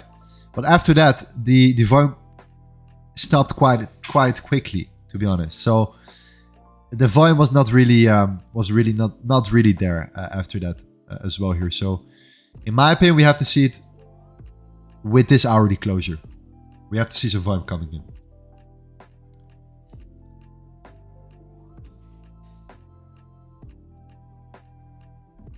I can tell you that already here.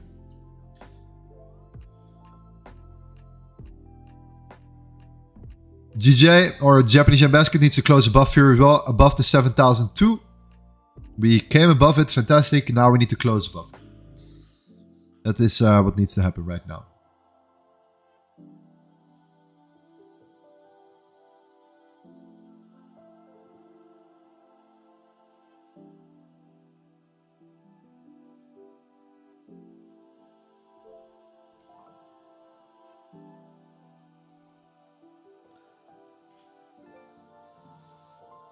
By the way, 10K members on Discord, congrats. What will be the event? Yeah, we'll talk about it. We need to think about it. We have some plans. We have some ideas.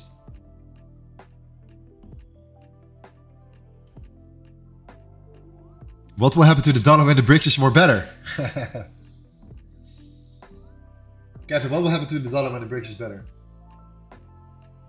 Tell them.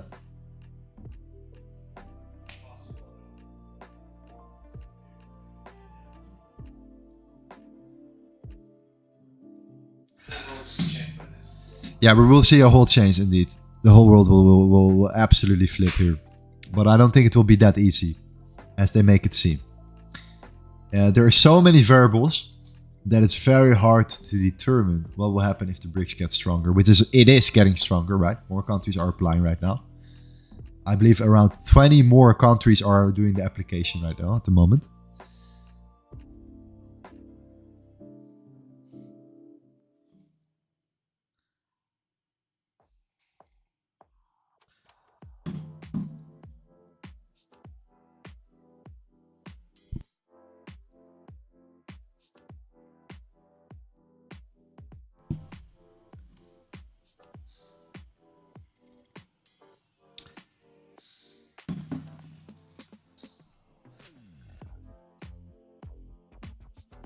From which country are you now? Well, I'm originally from the Netherlands. That's a small country in Europe, West Europe. But I live in Bali.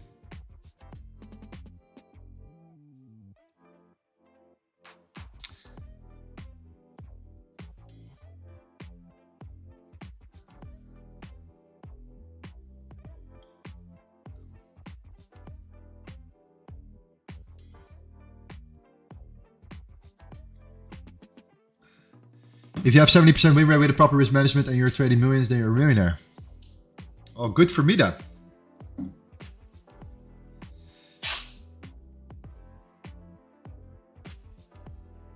Netherlands. No, I'm not in the Netherlands right now. I'm not in the Netherlands right now at the moment. I haven't been to the Netherlands since October 2022 for 1 month.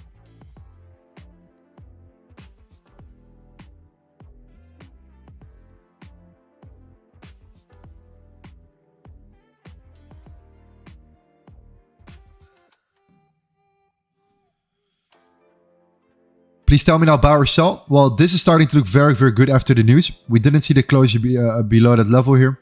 We're looking for that continuation. Best place to live as a trader for taxes. It does not really matter where you live. It matters how your business is set up. So you have a couple of ways of setting up your business.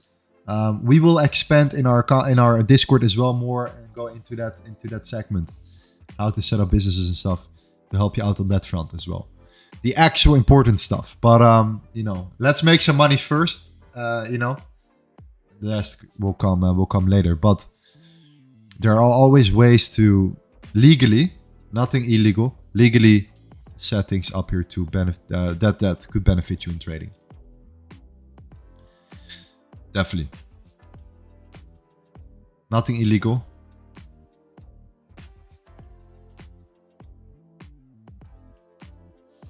Okay, the 1931 will be a lot of resistance right here. Okay, so anything above there are highly, in my opinion, more risky trades. High risk trade setups until you reach a peak that high above the 1938. That's just what it is. For GJ, we're moving in the right direction here. I love it.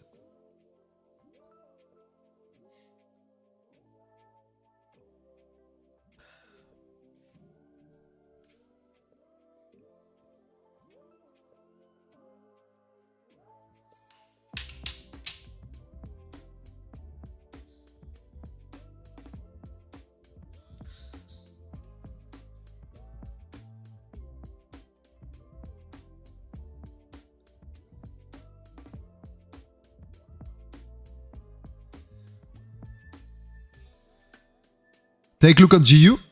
Yeah, we can do it. We can do that. Yeah.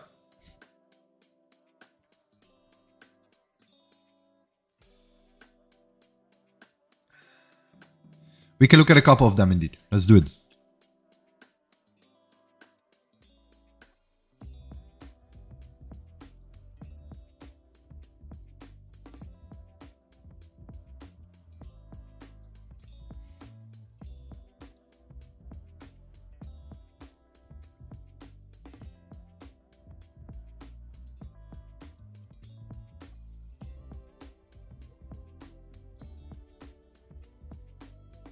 As if GJ pushes down in this momentum here, by the way, we were definitely going to look for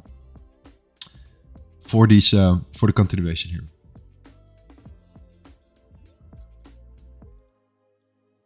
Hydra says, if you are trading a $601,000 balance account, why are you here? To build out the biggest, best, most amazing, fantastic community out there, which has now 10,000 members, which I'm very proud of, which is getting stronger every single day. Friends are getting created every single day. And I realized that having money is one thing, but having a network of like-minded individuals is where the magic happens. Not only in the short term, but also in the long term. When, you know, the world collapses and stuff. So sticking together is and building a beautiful network is maybe actually the most valuable thing. More valuable than the money.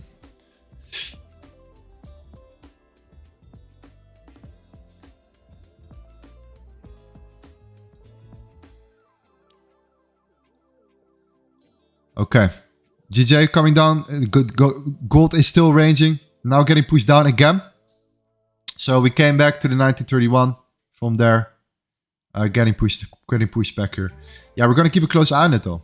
Because this the news has been completed. The news is done. We have some more coming. I quickly go over GU indeed. If you guys want to have anything else, let me know right now. We can do it right now, real quick. And then we go back to gold and GJ again.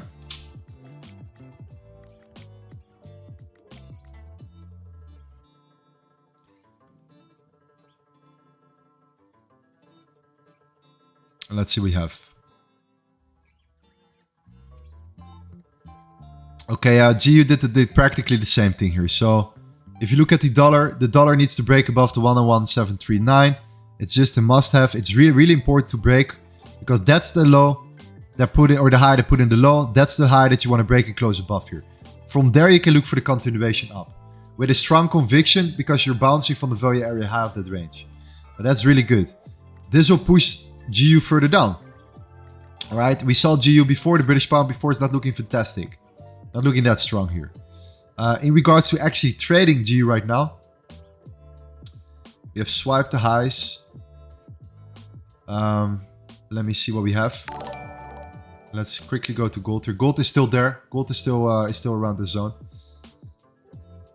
Yeah, we're still holding above this level here.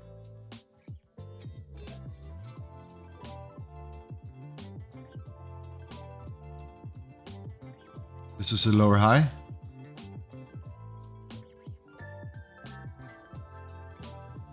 Okay.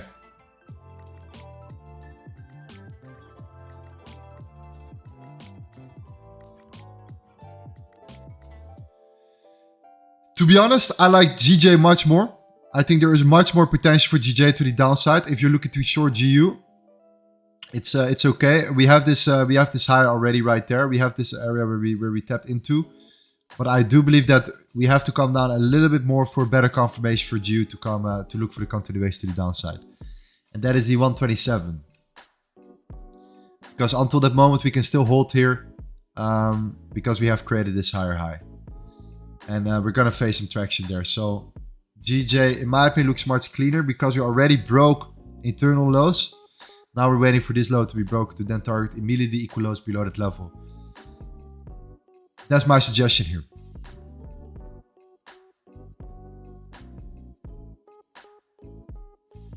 Let me look at EU as well. Gold is coming back down here. So I'm going to set an alert right now. Let's do it real quick.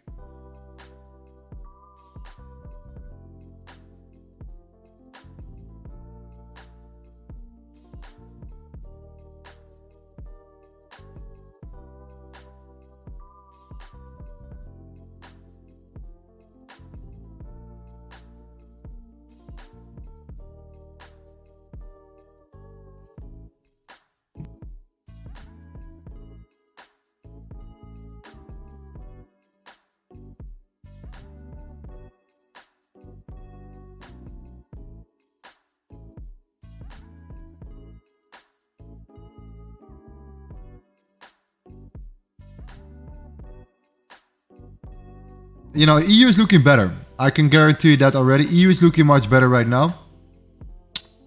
Much more interesting than GU did, to be honest. When we look at the charts right here. There are two levels that we have to take consideration. But if you break below those two here, definitely interested in looking to sell it and looking for the continuation to the downside right now. Absolutely. Especially after we came up here and we already got rejected at this area of supply right there. We came now, internally now, but yeah, potential sells below that level. This is automatically the levels, the body of this particular zone. So this is where you have to pay very close attention. This is where you really want to sell from eventually, if you want to look for a particular level. But I do like this one as well here. So I keep a close eye on this one as well. Thank you for sharing.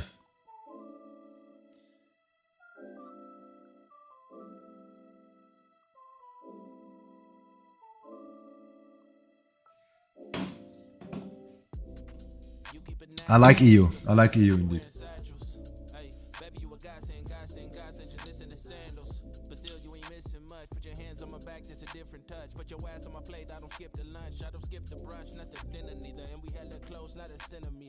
Lorenzo, what mentor or teacher or YouTuber that you learn the most from? I learned from a lot of them.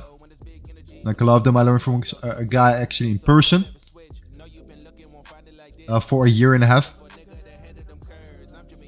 I took a lot of knowledge from him. I was very blessed to, to learn the basics in that manner, in person, so not just online. And for the rest, yeah, purely interest, YouTube, the regular,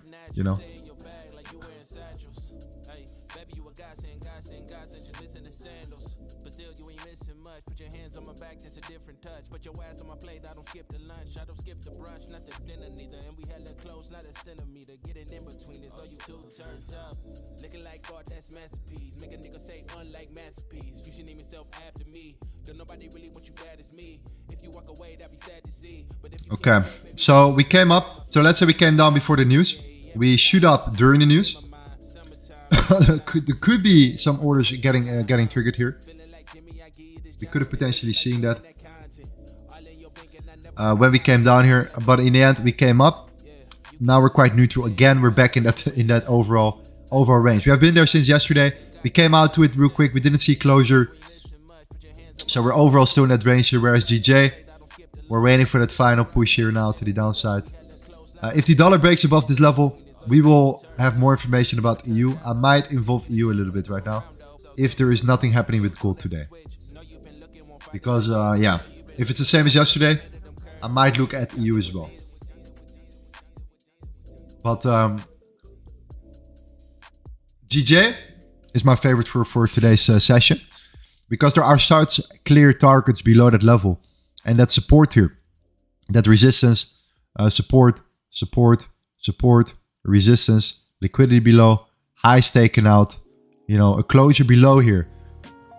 Tells me that we're just going to go right for these lows below that level. So I would love to see that happening here. Closure below the 180.75. To look for the continuation towards the 179.8.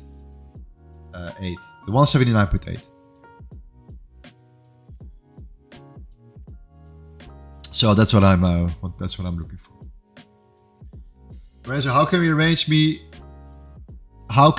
for me to come learn from you live? Book a ticket to Bali.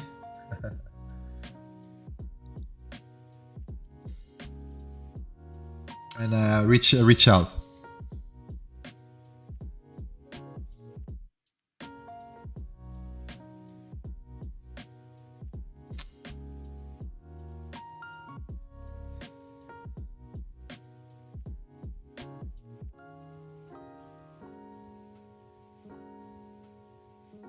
Dollar moving.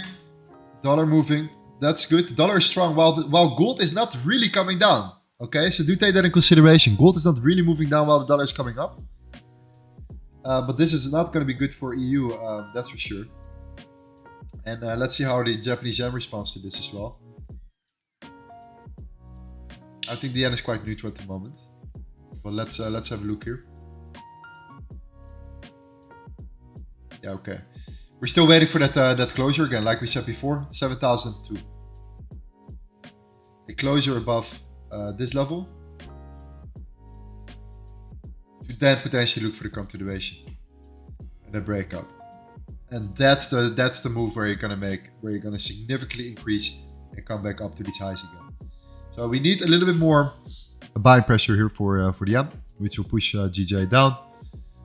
But as long as the dollar is pushing and continue pushing up here, after it came down yesterday tremendously, we had this whole liquidity built up here. We had this whole trend built up here.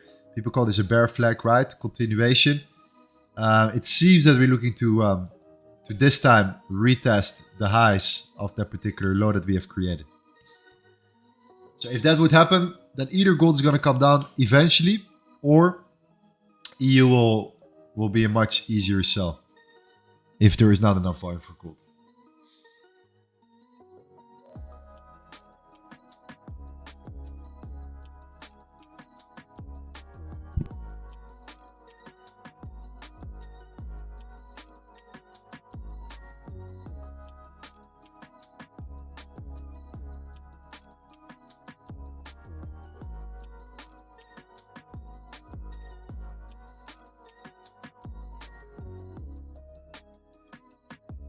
right there. Are we escaping the matrix tonight? Or let's see. It depends on the market. We have our sells. We have our buys. We know where to buy. We know where to sell. We know what to do here. So it's just depends on the. It just depends on the market right now.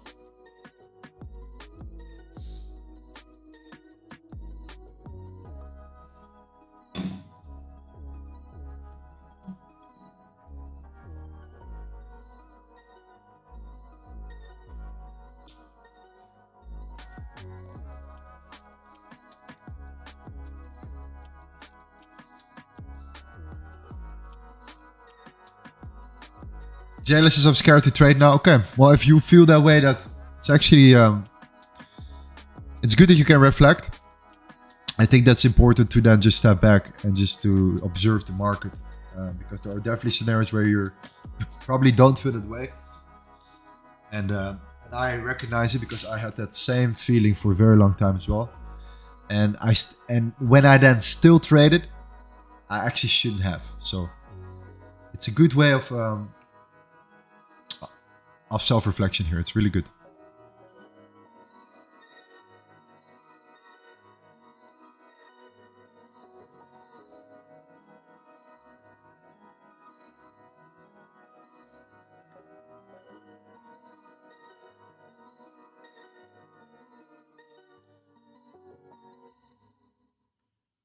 Are we paying tax in Bali?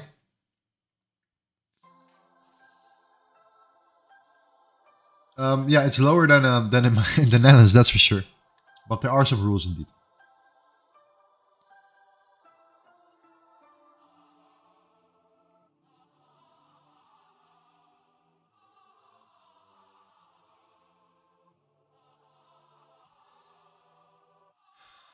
Man, EU as well. We're looking at some serious downside pressure here. And it seems that the dollar really wants to test these highs right now. After the value area high, that bounce from that range. I'm much more leaning towards shorts right now. I was thinking about a flip here, but based on what the dollar is doing, we still need to close above the 107. We have not closed a body above this previous high though, so we're not there yet. And in 2 minutes we close a 1 hour candle again.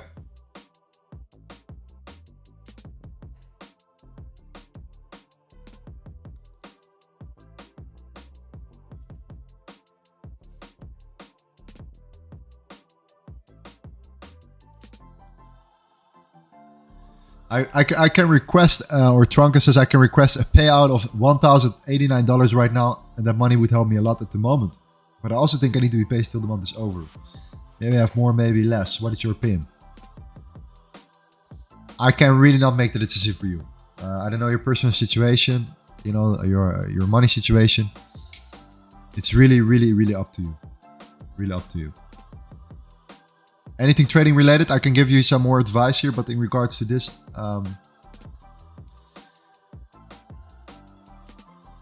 we all have different, you know, expenses, things to pay, and so on and so on. Joe says, I've been have much better trades in crypto than Forex. That's beautiful. That's why tomorrow we have our event here. I would love you to be there as well, Joe. It'll be amazing. Okay, we're gonna trade crypto there. Okay, we are still in it long. I wish I took a bigger position. Well, overall, happy with the position. We can scale it up and find our way here. Okay, gold is breaking.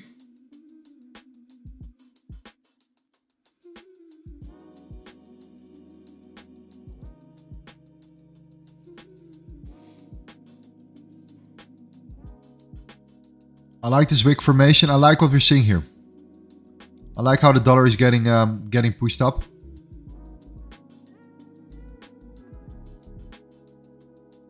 There we go.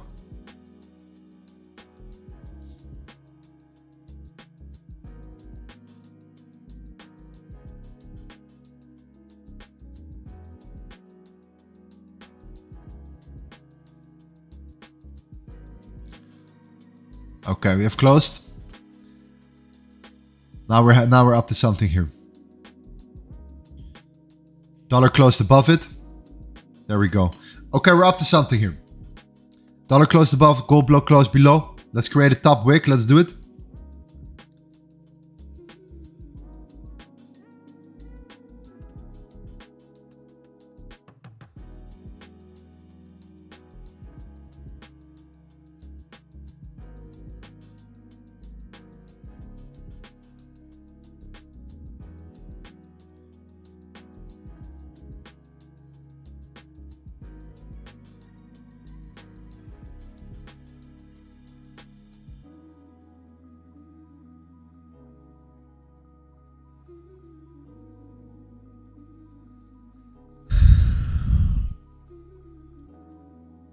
Create a bottom wick for the dollar. And continue pushing up. Top wick for gold, fantastic.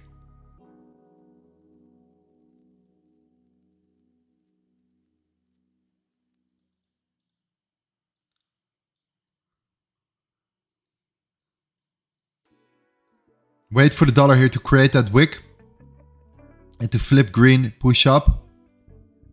And for gold to right now flip red, push down, break the previous body.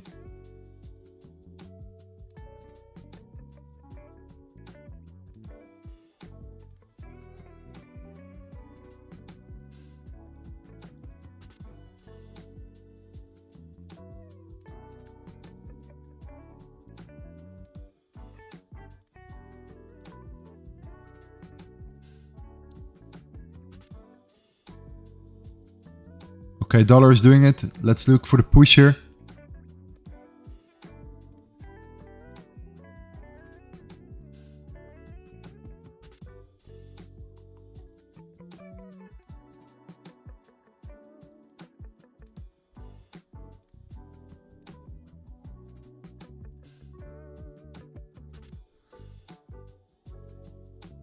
We're looking at our prop firm account as well here. My prop firm challenge live.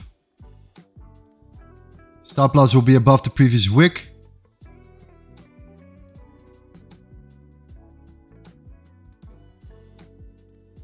Look at the flip right now.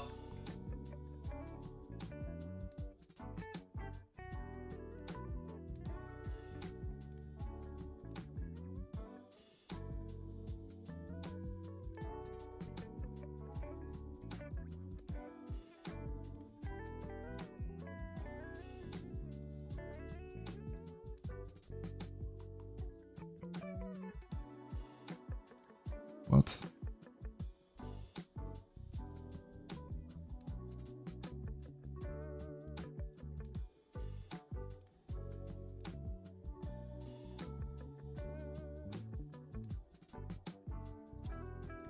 Okay, this is where I would enter.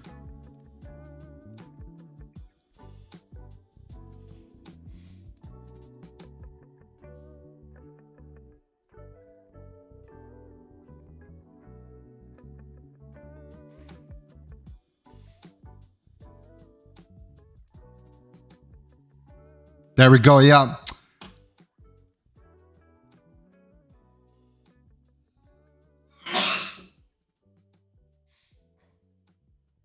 I got an error on my MetaTrader. I have no idea what it is here.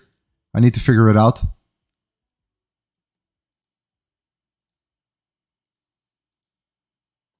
But it came down massively as well. Look at that. This is exactly what I mean. Look at that wick. What happened here? You came up, you flipped, you broke the body of that wick. Dollar confirmed, had that wick. It was not a fake out. You came up straight away. You can directly put your stop loss and break even right now. Directly.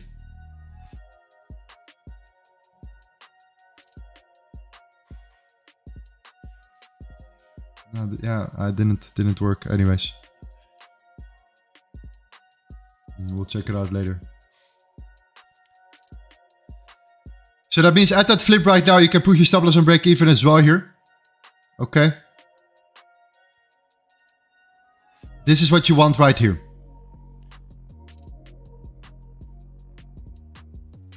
So that means you have this zone, stop loss, can be above that high or the previous wick. Can be on break even. I would target the 1919. as a trade setup here.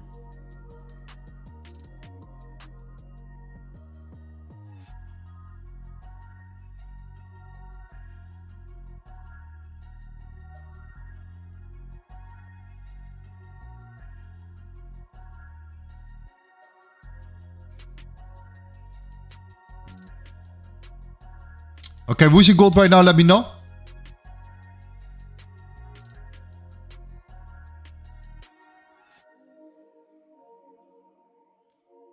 If you want to know exactly how we enter, then understand the way exactly here. If you look at, if you go to the channel, look at the last 2 videos, you know exactly how to enter, how to avoid fakeouts, how to wait for the confirmation, and how to look at that flip of the previous body. That's the key. That's the prime example here. Okay? That's the absolute key. I had an error on my MetaTrader. The algo trading. That's my mistake here. But again, I hope you guys are... I'm here to help you guys as well here. It's very unfortunate from my side.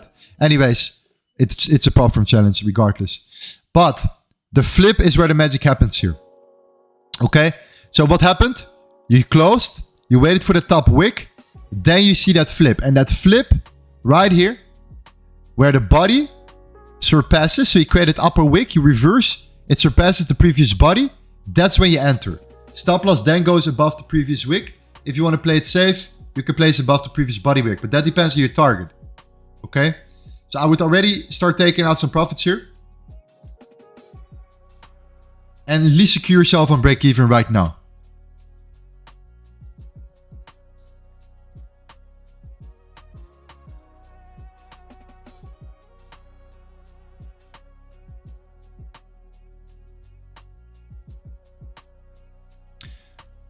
Let's look at the dollar.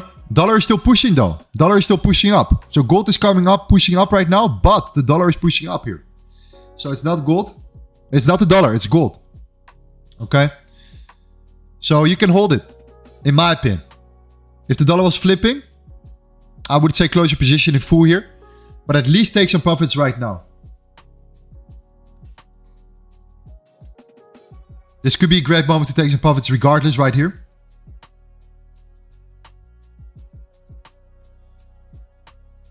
At this level right here, exact.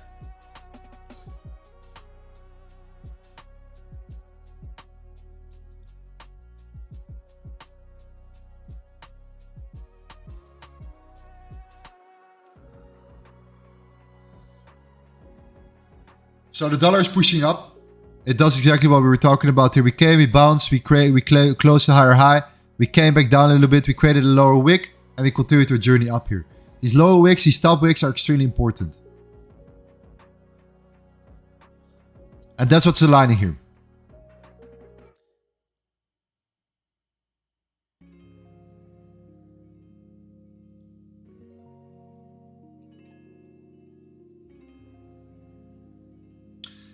I made personally a mistake with not putting the algo trading on here. It's a new application because we just got a new prop firm challenge for you guys.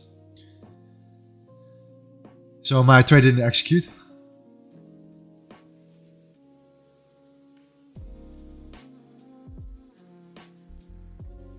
I hope you guys saw the error as well. Anyways, press W in the chat for the fam. That's all I can say. Thank you for the trust. Thank you for the support. Make some money here. And the 1924 was the perfect breakthrough. The perfect low to close below. That flip of that closure is where the magic happens. Okay. TP2 is right there right now. At the low at 1919.2. We tapped into it. And we literally came up from there. So TP2 is right there.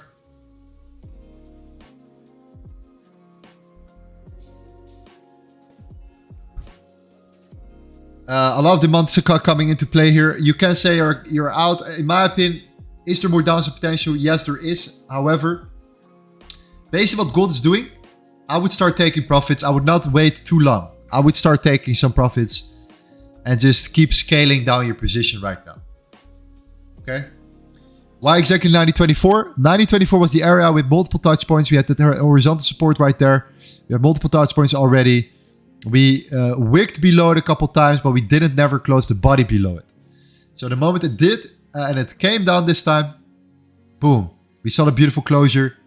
The next candle was perfect. It came up, created a top wick. It flipped, like we said in our videos right here.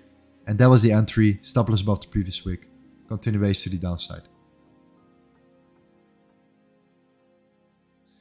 So the 1990 was the actual target, which is the low of the previous wick. Can we go lower? I do believe there is a potential that we can come to the 19. Let me check real quick. I think it's the 1916. No, the 1950. So there is still potential.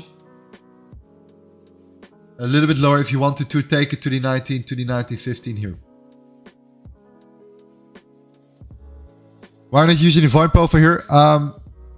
Because we used it on the dollar. The dollar was giving us that indication of a bounce potential. There was no particular trade for the volume profile right now, right here.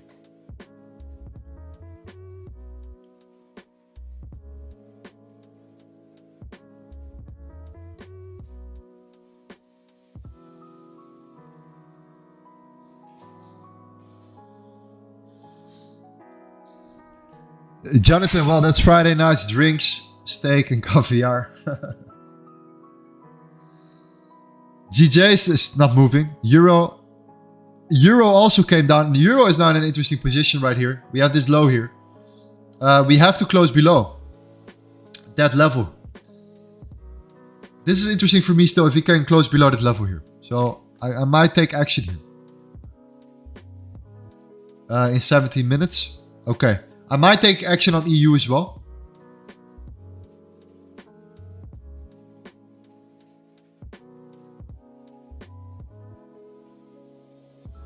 But I hope you guys understand the exact way of entering. We're going to do this over and over and over and over again.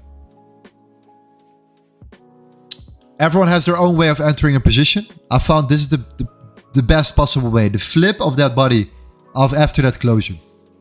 For that confirmation. It reduces fakeouts tremendously. With 75% I think in total. If you look at the body closure plus the wick confirmation. You reduce fakeouts with 75%. It still happens. Of course, you can never know. But that's the situation here.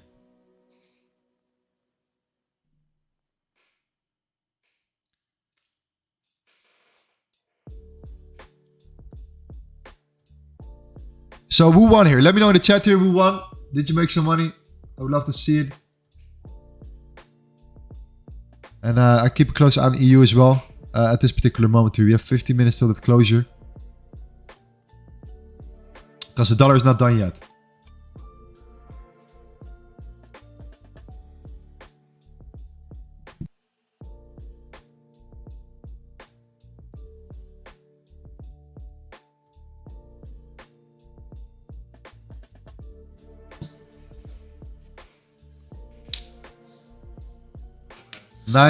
$29 pip, beautiful €1,000. Wow, 50 bucks.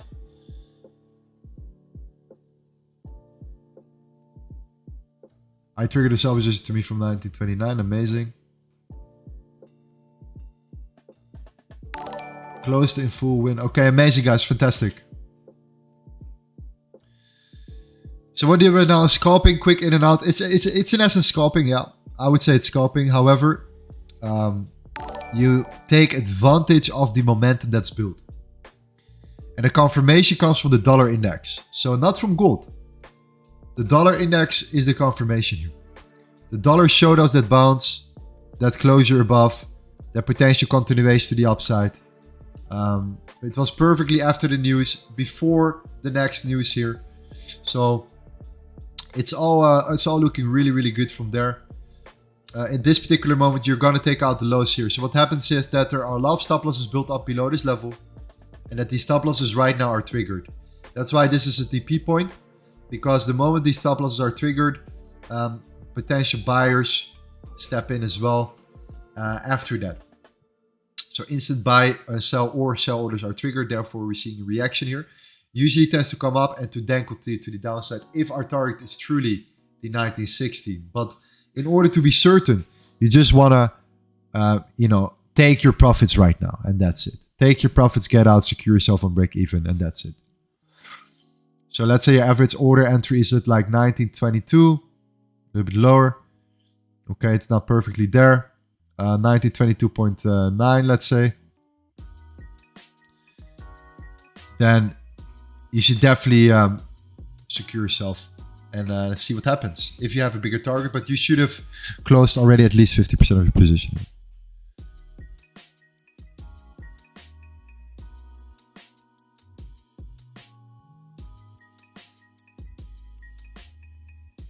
There is more downside potential. I do think so. Because the dollar is not looking weak whatsoever, but we're starting to face a little bit of resistance right now at that level. It's actually an area of supply right here. All right, this candle structure is getting held back. And the yen and EU right now gives us an opportunity, and we have to wait for 14 minutes for EU to close here. Okay, this is a 30-minute candle closure.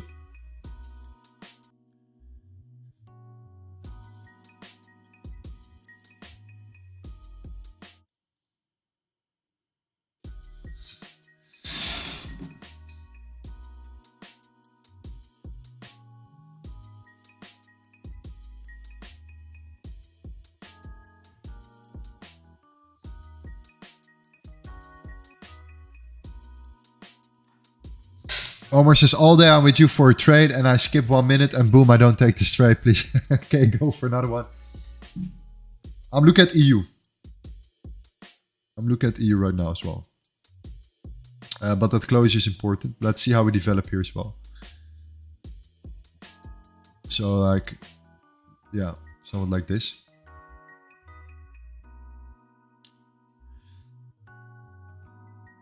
But it's not sure yet. EU is not sure yet.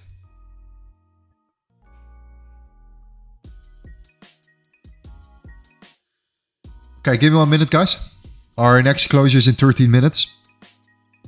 And so far, so good. You should be completely secured for gold here. And sit it out and see.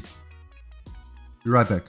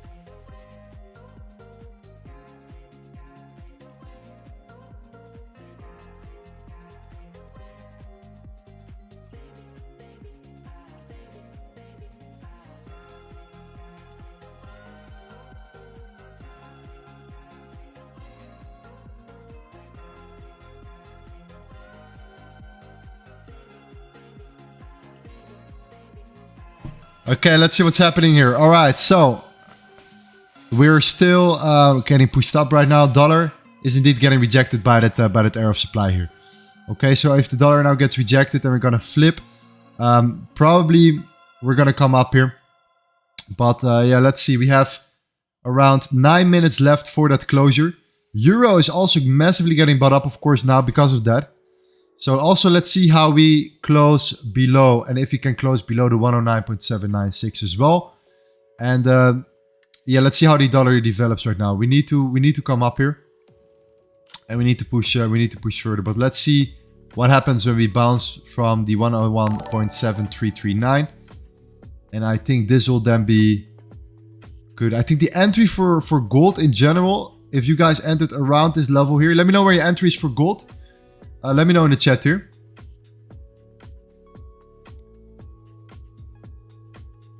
Then I have a nice average right there.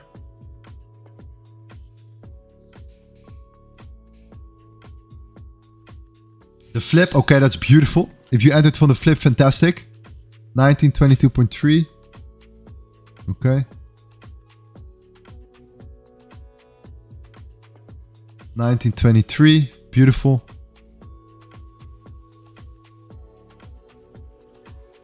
Okay, 1922, okay.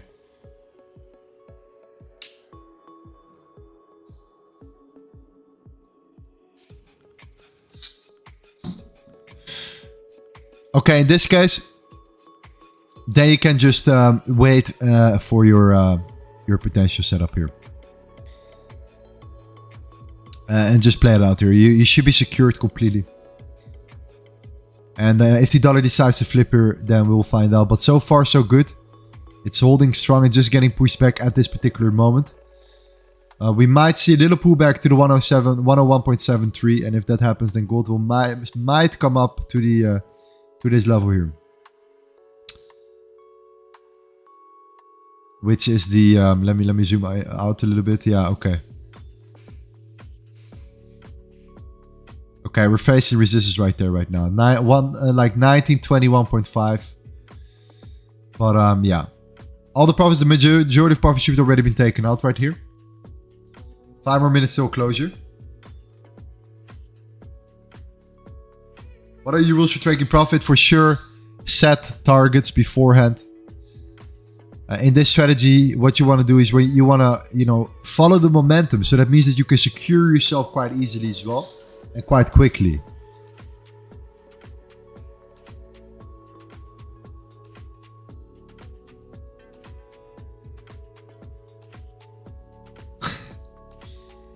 Traded there. Lorenzo, do you believe me if I tell you I made $1,200 and I'm in the toilet? Escaping the Matrix, bro. Escaping the Matrix right now. Congrats.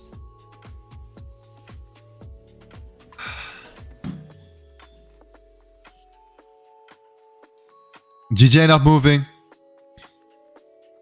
Euro 5 minutes for that closure.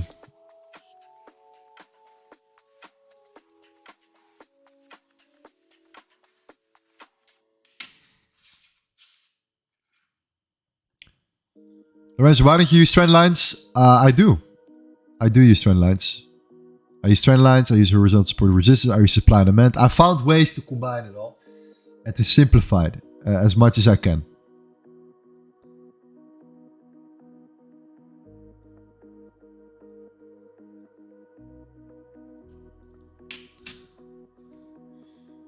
Savio, $560 in profit.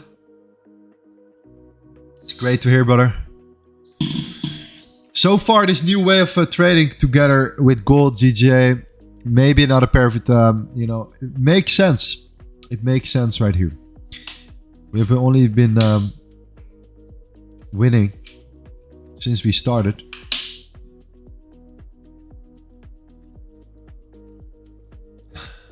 So in this case right now, I think where we at, we have that 3-minute candle closure in 30 minutes. So 3 more minutes left. I think the volatility is going to increase a little bit right now.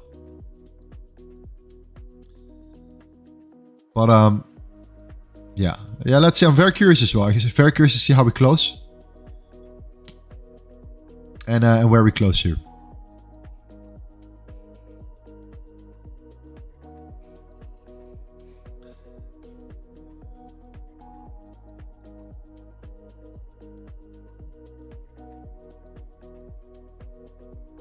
Is there a demand created on the 5-minute time frame on gold? Good question. Let me see. No. No demand. We are seeing a buyer stepping in. Yes, there is no demand created though. And it's not looking particularly strong yet. So let's just wait and see how we close this 30-minute candle here. The New York Stock Exchange is opening as well. So there's nothing better than being in a position before the New York Stock Exchange opens up.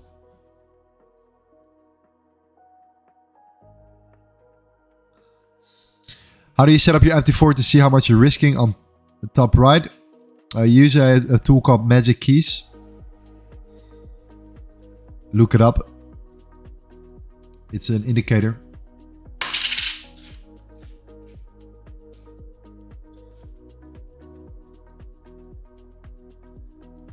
Are you entering EU or not? I'm looking into it for sure. If we let's see how we close here.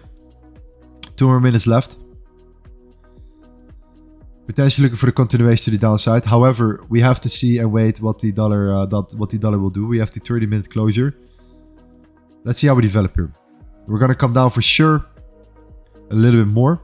The question is, will we push through these? Will we push through that high here? Because there is a negative correlation between the dollar index and the Euro USD. So if this comes down, Euro USD will come back up.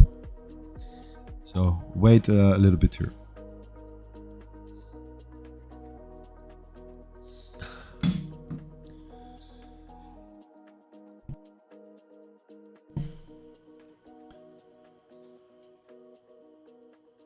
Do you think gold will reach the 2K level again in the next 3 months?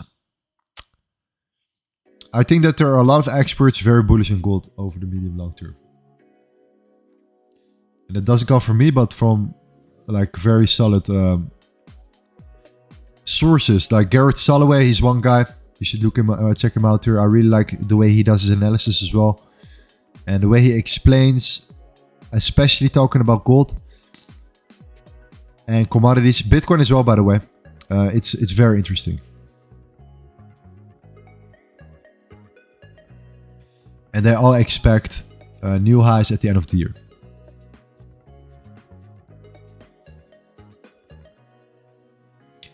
But you never know.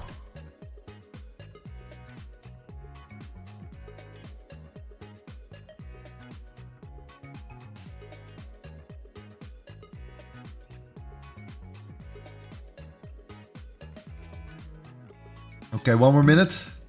Actually, 10 seconds.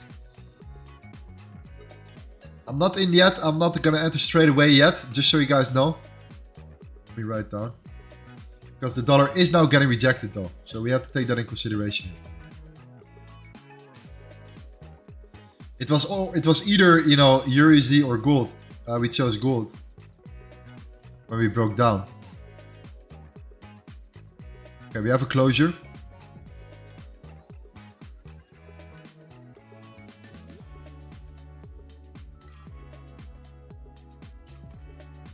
So far, so good.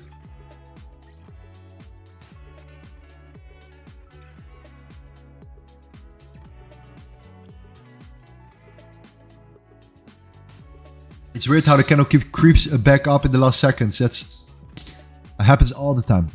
All the time.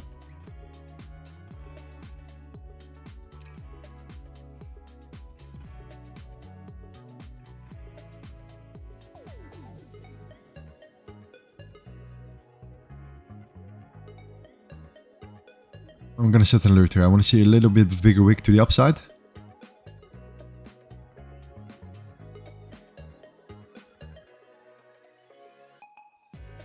Okay, gold continuing down here.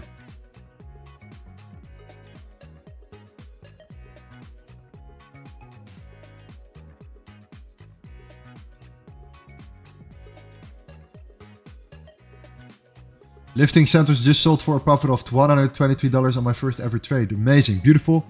We had 400 likes. Let's get these likes up, guys. Thank you so much. But let's support the channel a little bit as well. It's one click. You help me out a lot as well here.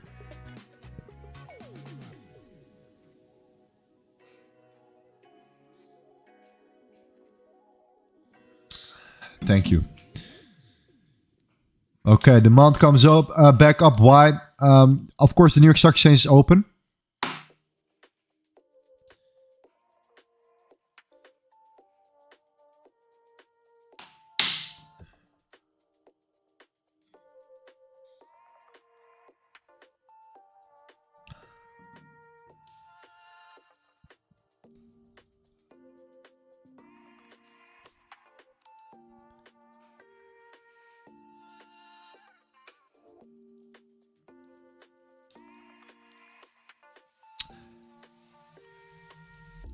Okay, I have an alert set on EU right now, right there. Super important. I'm looking for something there. So far, dollar is still getting pushed back here.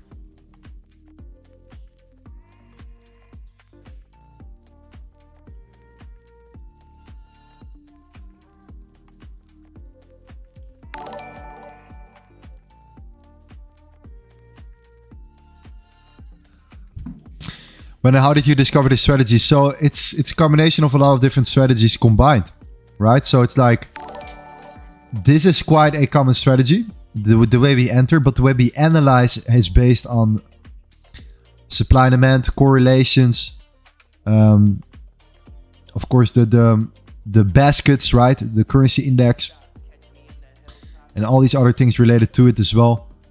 So there are so many different layers to it that are looking to combine and just like actually use in combination with a relatively easy execution and entry strategy.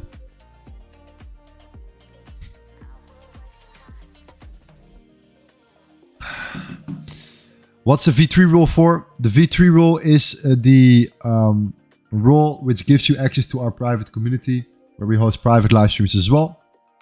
We have our courses in there and everything, which costs you $97 lifetime access. I have nothing to sell you within that. Of course, once you're in, you're in. We have a couple more spots available. We're closing very, very soon. If you want to get access, you can go to this page. You can look at the instructions. You can click on get V3 access and you will get led to a video which explains exactly what we do and what is inside.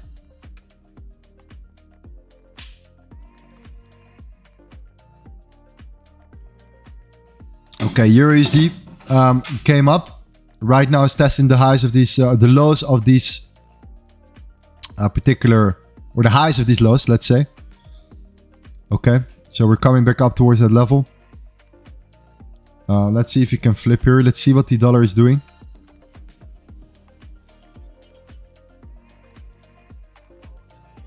And keep a close eye on gold. Because if you come up, then this is just a closure completely. So TP1, TP2. The end target was 1916. If you now decide to flip and come up, then you should definitely close your position and break even. And if you want to look for re-entries, maybe later we'll see something happening here. But it depends. We have more news coming in 25 minutes. We just have the New York Stock Exchange opening up here. It's all about how much volume is in the market, how much volume is there still right now. And what's the continuation of the volume here? EU looks very good though. EU looks very, very clean. Quickly want to look at something else as well before we continue there. Now the Euro index looks weaker. Dollar looks definitely much stronger. However, we're facing a little pullback. With no lower wick right here on the 1 hour.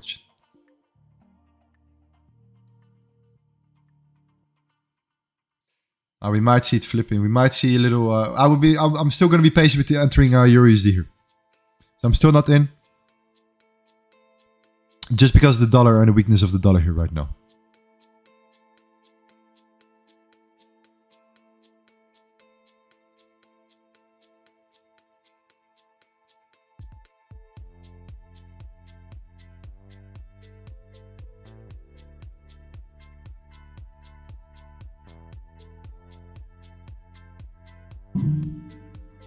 What do you think about the pair gold-euro? I have not seen gold-euro. However, I assume the dollar is weaker. The dollar is getting pushed down. This is only beneficial for gold as well, right? So dollar down, gold up. We will close our position right here now. It's a done deal for gold.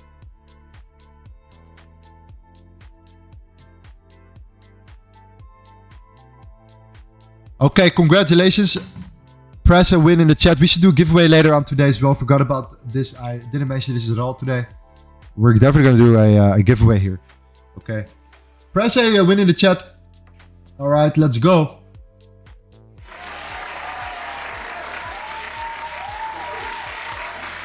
Breakout after 1924. Closure. Flipping of the candle. Entry. Stop loss above. Targeting the lows. Filling up that complete wick on the left side as well, by the way. And then continuing. I would love to see it coming down to 1960. Did not happen here. But again, we had some TP points that were solid. That would take you to... that already should give you some profits right here. So what will happen right now? We will have to see here. Euro, we're not in Euro as well. Because we went into gold, right? We chose gold over Euro, USD. In this case... we might be able to look for the retest and potentially look for re-entry. For now, I would say be patient because the dollar is coming down and we have not created. And this is important. Let me know in the chat. What are we missing here? What are we missing on the dollar? Let's see if people pay attention right there. Bottom wick. Yes, sir. Amazing. Exactly. So, no bottom wick, no entry for USD. No bottom wick on the dollar. So, for now, that closure has been done. Okay, whatever happens. We will find out. We're gonna see if we can actually start flipping here. Is there still potential? I think. I mean, there is. There is if the dollar decides to flip here and continues momentum to the downside because we break this particular body. And we just come down and we close below it in 20 minutes. We have Jerome Powell speaking. We have the new home sales. Is that what we have? No, we have the existing home sales coming out. So, I mean, very curious to see what happens here. If we break above here, we might flip and take a long. Let's see. Lorenzo, please explain the bottom wick. So a bottom wick and a top wick is important. You want to see the, the selling pressure. You want to see the buying pressure. Actually buyers stepping in. The way you do that is to push price down, induce more orders, flip, and then push price up to create that wick. And on the 1 hour and in the 30 minute, these bottom and top wicks are extremely important. Because you want to see that there is at least buyers or sellers stepping in, pushing price, driving price further up or down. At the same time, I made 2 videos about it. About candlestick confirmations and about how to avoid fakeouts in the market. So you can use this as a tool of reference as well here for the next streams.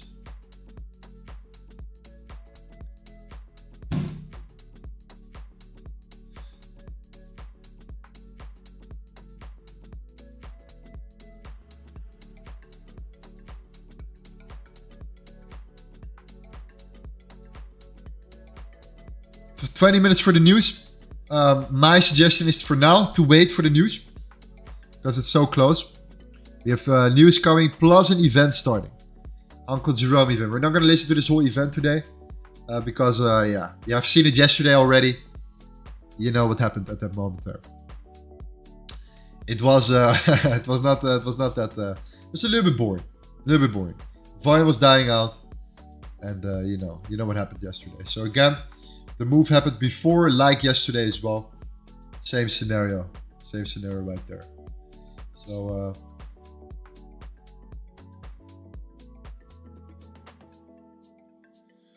let's see what we have.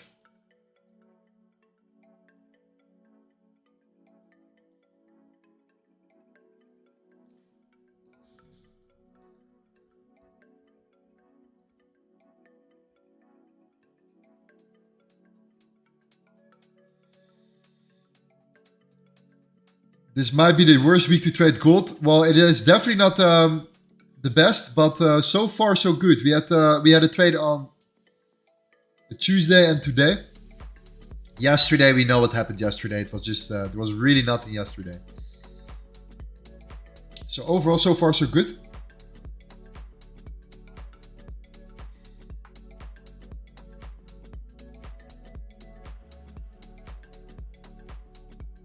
Look at GJ. Okay. Yeah, GJ is just coming down here. If you break below, that's for sure sell. For sure sell. If you close below it, I'm really looking to trade it until there. Because I'm just then almost certain we're gonna go for the lows right here. These particular lows below the 170, let's say below the 180. Yeah.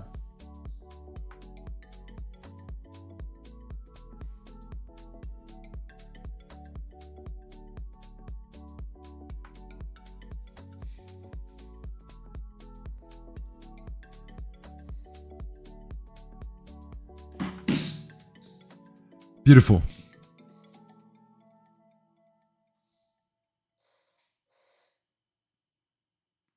Is investing the same as trading, but investing takes a longer time?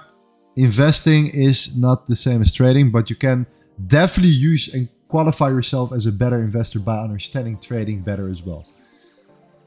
I think that even if you're an investor, you want to look for the best possible entries, right? So you need trading skills in order to get these entries, to get these better entries as well. So I highly recommend you to become a trader first, to then become an investor later. That will be the best case scenario.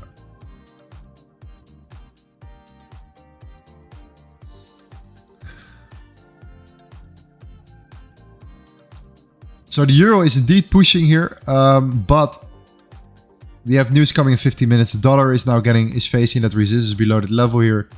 That's a clear area of supply which we're getting rejected from. So wait a little bit for that closure and see how we develop here. And gold is still below the 1924. That initial sell that we had right here.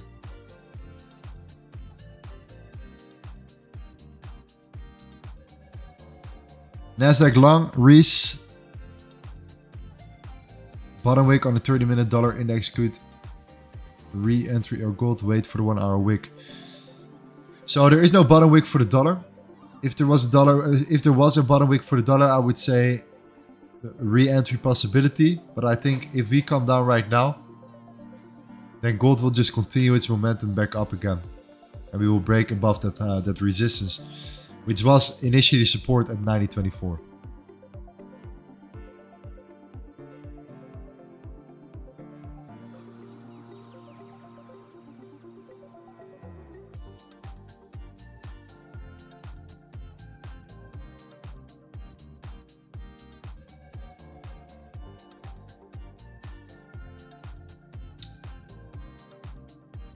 I would love to see GJ dropping. I'm telling you, I would love to see GJ coming down. Absolutely. By the way, we missed something out here. We missed our song.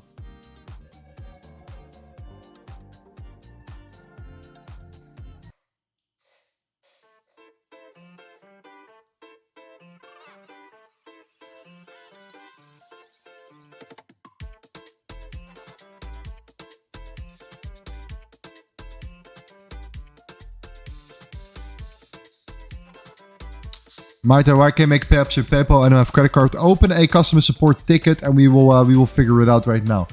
So we're breaking it right now at the moment. Dollar is indeed retesting that. I think there is a chance that we can come to fill up that lower wick right there. To get that sorted first. We have 15 more minutes left. GJ, if you push now hard and we close, I would love to see it coming down right now, close below and take a short from there straight away.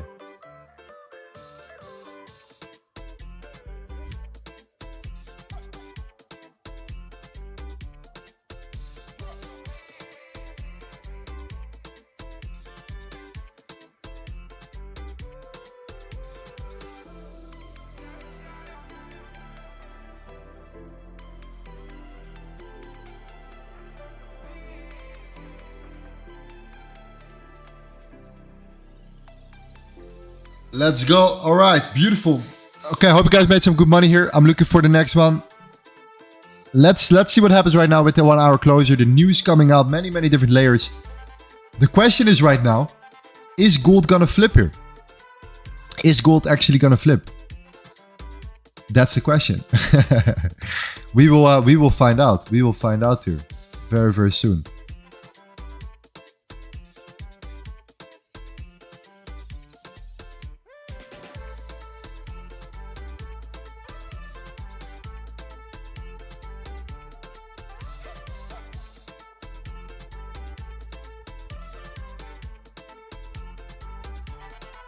Let's see what we have here. We have 460 likes. Let's get this up to 500. Let's build it up right now. Beautiful. Thank you for the overall support here. I really do appreciate it. Okay, let's get this up right now. We had a beautiful, massive expansion to the upside here. We had a slight decrease, but we managed to stick above here and do well. Little liquidity swipe, but overall, looking strong, looking good. All right, so let's get it to at least 500 likes. It will be amazing. I appreciate it. Thank you so much. Jerome Powell is going to speak soon. News is coming. The new home sales, we're not done yet. The existing home sales, we are not done yet. We have the potential gold flip happening. If that's the case, wow. We will be in for a surprise here. That's for sure. That's for sure.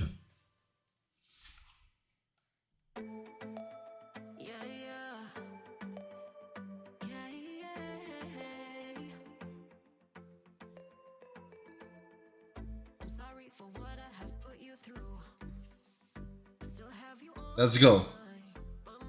What do we need to do? We need to break above the 1931. All right. Not only above the 1939. No, the 1931.5. All right. That's what we need to break above right now. If we want to flip here, then that's the first most important level to break and close above. You break a trend, you break the highs, you break an horizontal area as well as the lows are taken. The lows are taken. That's another layer. The dollar is getting pushed down, right? No bottom wick. Now it has created a bottom wick here. Now we have flipping. So that has happened at the moment as well here. That's why we didn't enter eurjpy.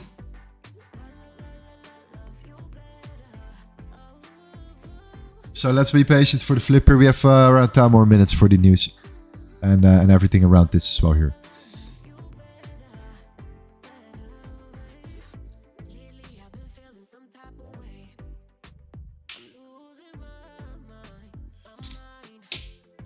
It was a quick win here, a quick move.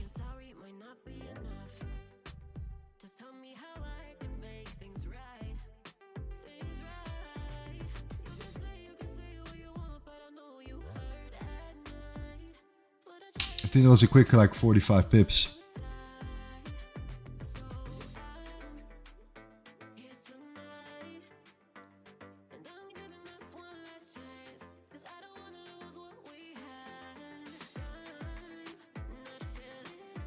Bro, I saw EU what to do now.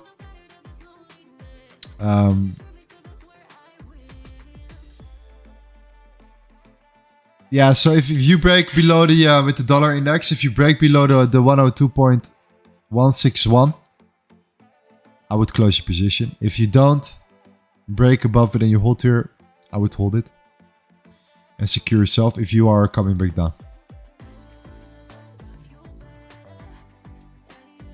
Okay, that's what I would do here. So 10 more minutes.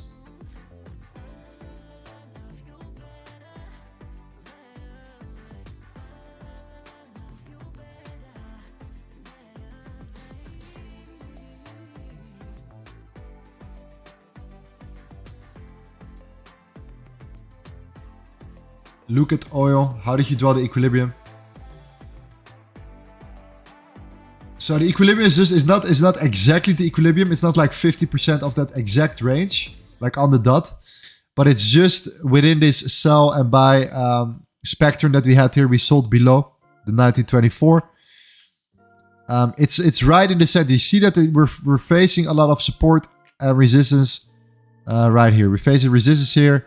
We're facing a lot of support above, below that level. It's right in the center. So that's the level that you want to break. When you zoom out as well, you can see that it aligns very well with other levels on the chart. So that in combination with the trend that we're forming, as well as, you know, the lows already been taken out. If you now break above it, I mean, it's a great confirmation, especially if the dollar indeed flips here and comes down and gets rejected after that push up and then continues its journey again. to the downside. So yeah.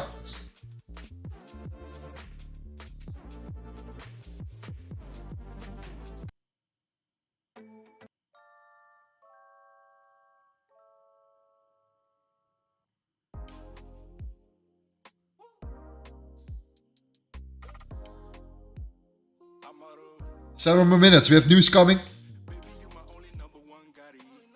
Existing home sales, and we have the federal chairman speaking again. I do not expect too much from Uncle Jerome today.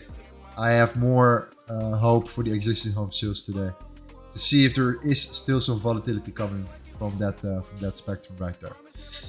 We will find out. We will see.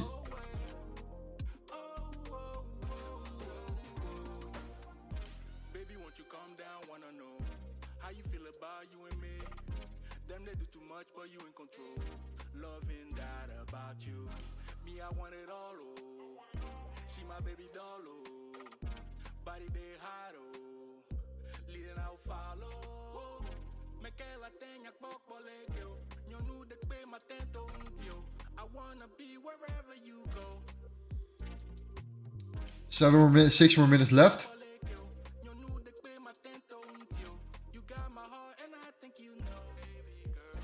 Hey man, I was watching your last live sessions. May I ask why was the DJ counted as a win last session? GJ counted as last win? I don't think it has counted as last win here. No, we have not traded GJ, so I don't know where that win came from or which win you're talking about. Any opinions on TradingView? I personally really like it. I think it's amazing. I think it's super easy. You just place a long position, you create a limit order, you start by stop loss already set. Very quick, you enter the risk and you buy. It's very quickly, very easy. Much easier than I initially thought. But again, it depends on the person.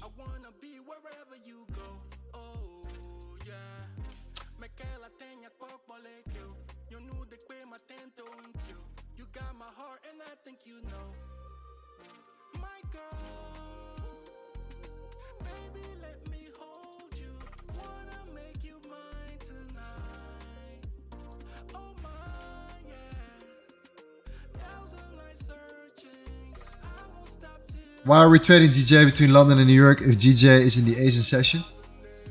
Because the yen sometimes massively reacts based on the dollar's behavior. So if the dollar behaves strong, the yen reacts to the dollar. Therefore, the GJ will react to the yen reacting to the dollar. It's a complete cycle, right? Dollar reacts heavily. Japanese yen gets affected by that, has an impact on GJ. At the same time, the Bank of England came today out with their actual interest rate decision of 25 basis points, which also had an effect on the British pound. So there were definitely a lot of reasons to look at GJ in general. And I've seen many times GJ being extremely volatile, also during New York.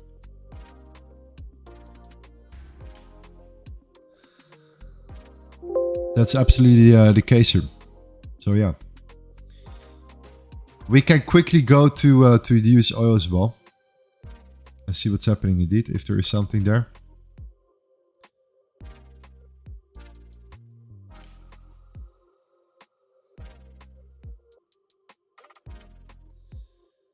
There's definitely no buy. Definitely no buy here. There's still more downside potential.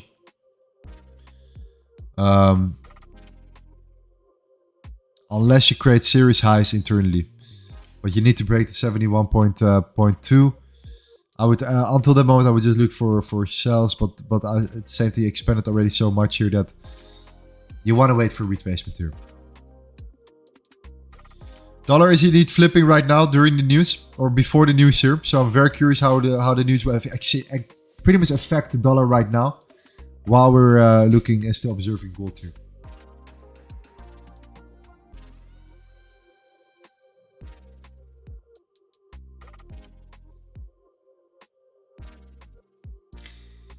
GJ trade 6 days ago. Okay, I really need to look back. I really need to look back here.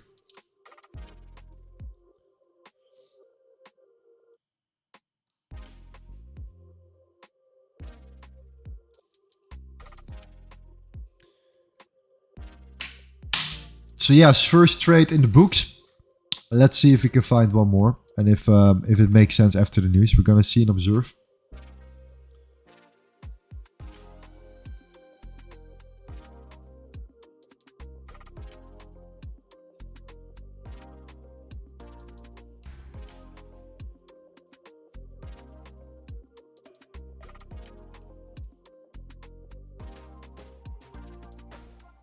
GJ is pushing. The yen is coming down. Or the yen has been coming down then. It is indeed coming down here. We never closed above that level that we wanted. It was the 7,002. Definitely wanted to see a body closure there. Unfortunately, it did not happen here. Still the target in order to look at GJ. Unless you close now a body below 6,071 to 971. Body closure. GJ moving further up here.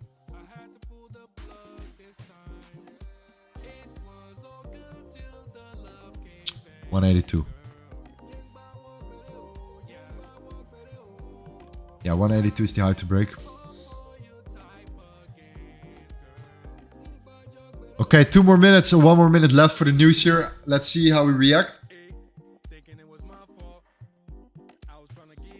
Can gold still come down to 1916 like we talked before?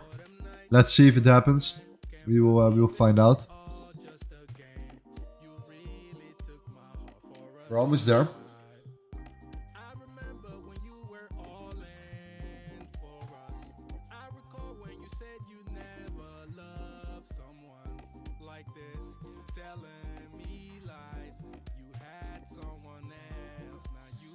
One minute.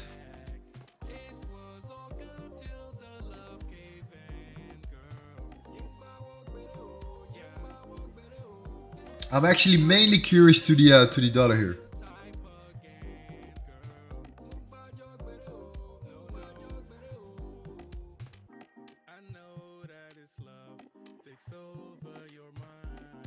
"20 minutes.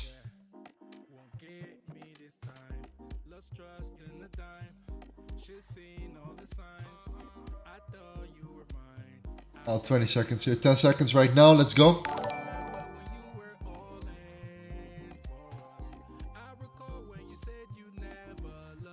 Okay, bullish. Are we flipping here? Let's go to the dollar real quick. Okay, dollar coming back up.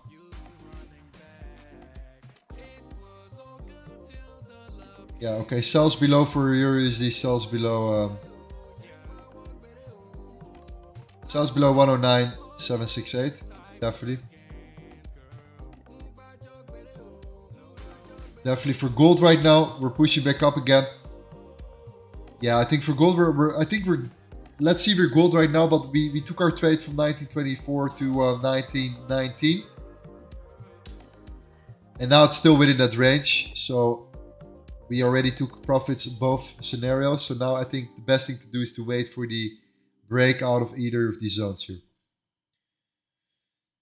To look for actually a continuation here. For EURUSD, let's see what happens if we close below here. We're holding here support perfectly already 3 times. Look at that.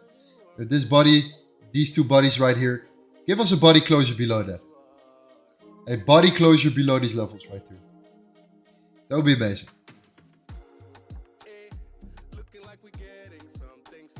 Which is at the 109.768. It's at least for this broker right here. 109.768.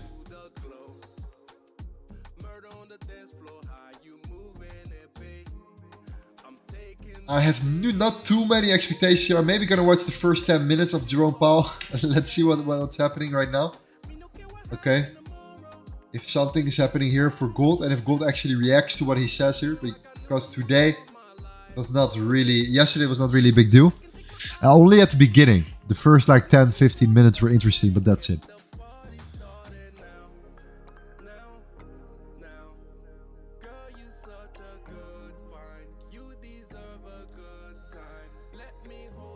Uncle Jerome here.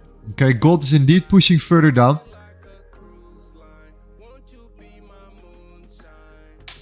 The 1916 is a very reasonable range to go to, or area to reach.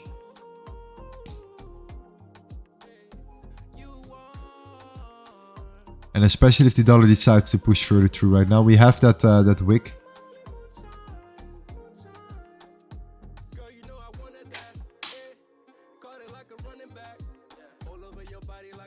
And you want to see the euro then breaking closer below. That could be a trade here. That could be still a trade.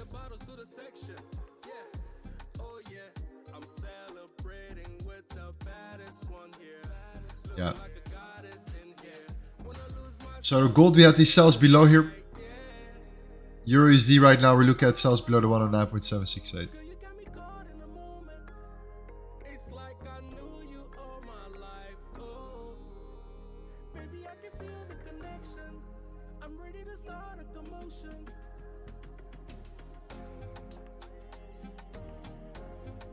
Can you stream Powell? Yes, I can. we can look here. We have him open. Let's see if he let's see what time he starts here. They're always starting a little bit later, but it should happen any given moment.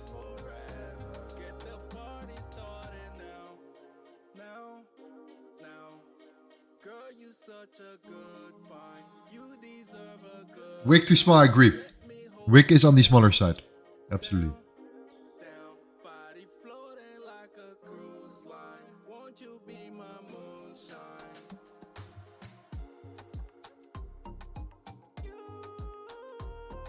And let's see if the euro decides to push us a bit down right now. That would be amazing.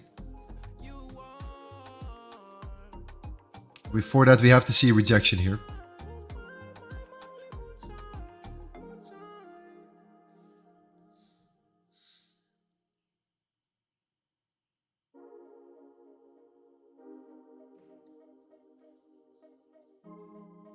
Walter is still in gold.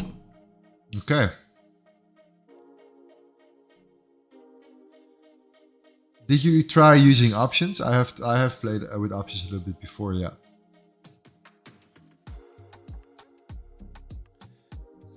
Mainly when I'm trading futures, so when you hedge yourself against any risk, it's a little bit of a different approach.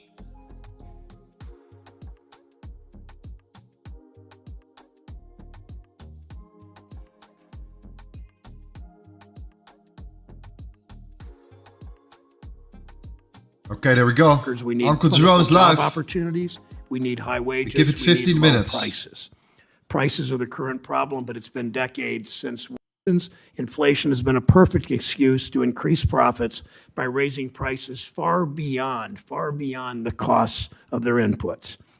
The main tool that many in this town look toward to rescue us from inflation, hiking interest rates, can do little to solve that problem. It's a little wonder then. Dollar pushing down again. See the high prices at the grocery store, at the Waking not strong enough. Gas pump, along with rising borrowing costs for mortgages and credit cards. It's going to be bullish for gold. They remain skeptical of government and its willingness to address the challenges people face. Inflation, of course, is a complex problem. The Fed's been fighting it with a blunt tool, and we made progress. Inflation is at the lowest level in the last 2 years, giving hope that the price of consumer goods will continue to decline. And despite the experts' prediction, job growth remains strong. The country added 339,000 new jobs in May. Ohio's unemployment rate, 3.6%, yes, exactly, is the state's lowest in 20 years. Unemployment for Black and brown Americans remains near historic lows. Think about what actually means for workers in Alabama and Ohio and North Dakota and Louisiana and Minnesota and South Carolina. What that actually means dollar for workers pushing, all over the country. It means gold will come down, will push down. If dollar pushes up, even in places they haven't seen a lot of options in recent years. It means people have the power to demand raises and retirement security and paid sick days and control over their schedules. It means more Americans have the dignity of work that comes with a good job that can provide for your family. And look where that kind of power for workers is taking us. Last month, wage growth outpaced inflation. That's the way it should be. Today's hearing comes at a critical time. Last week, the Fed decided to pause interest rate hikes after 10 consecutive increases and to maintain the rate at its current level. For the many of us who are concerned that further rate hikes could do more harm than good, it's welcome news. The challenge you face, Chair Powell, is to ensure that workers continue to see higher wages while also continuing to rein in inflation. In previous hearings, you've noted with She's long from justifiable gold from pride how careful management of 2000. the economy helped millions of workers return to the job market. It's those workers who stand to lose the most. She went long here. If the Fed overdoes its rate hikes, loses sight of the dual mandate, and drives the unemployment rate back up. As you've also noted, Mr. Chair, increasing interest rates is not the only tool we have to fight inflation. The Fed is not the only one with a role to play. Congress, the administration, everyone in government and corporate boardrooms must do their part. There's no reason we can't continue coming together to bring prices down.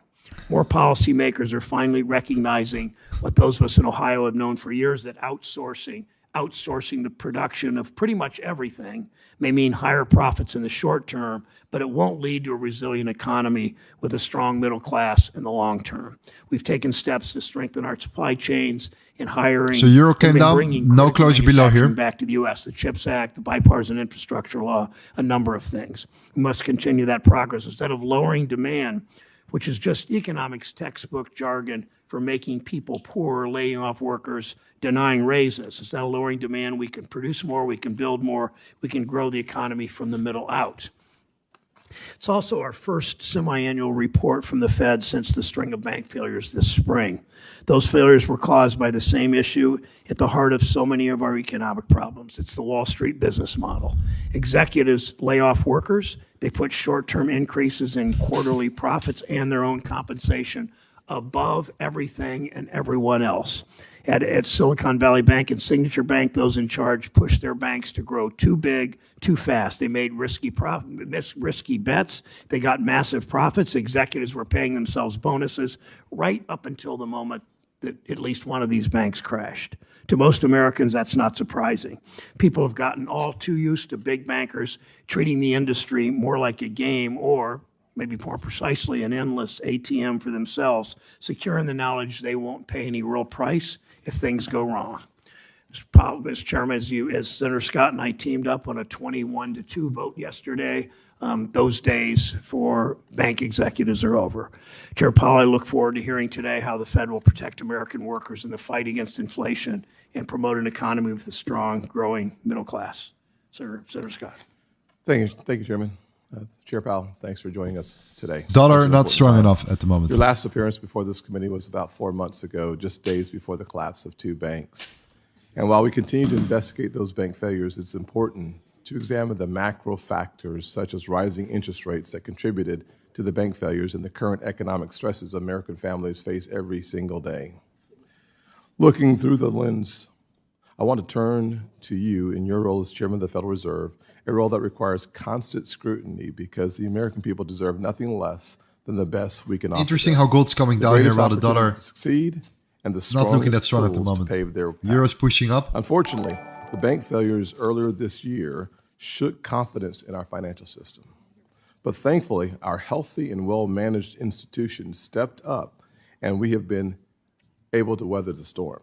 However, I've been consistently disappointed in your Deputy Vice Chair of Supervision, Michael Barr.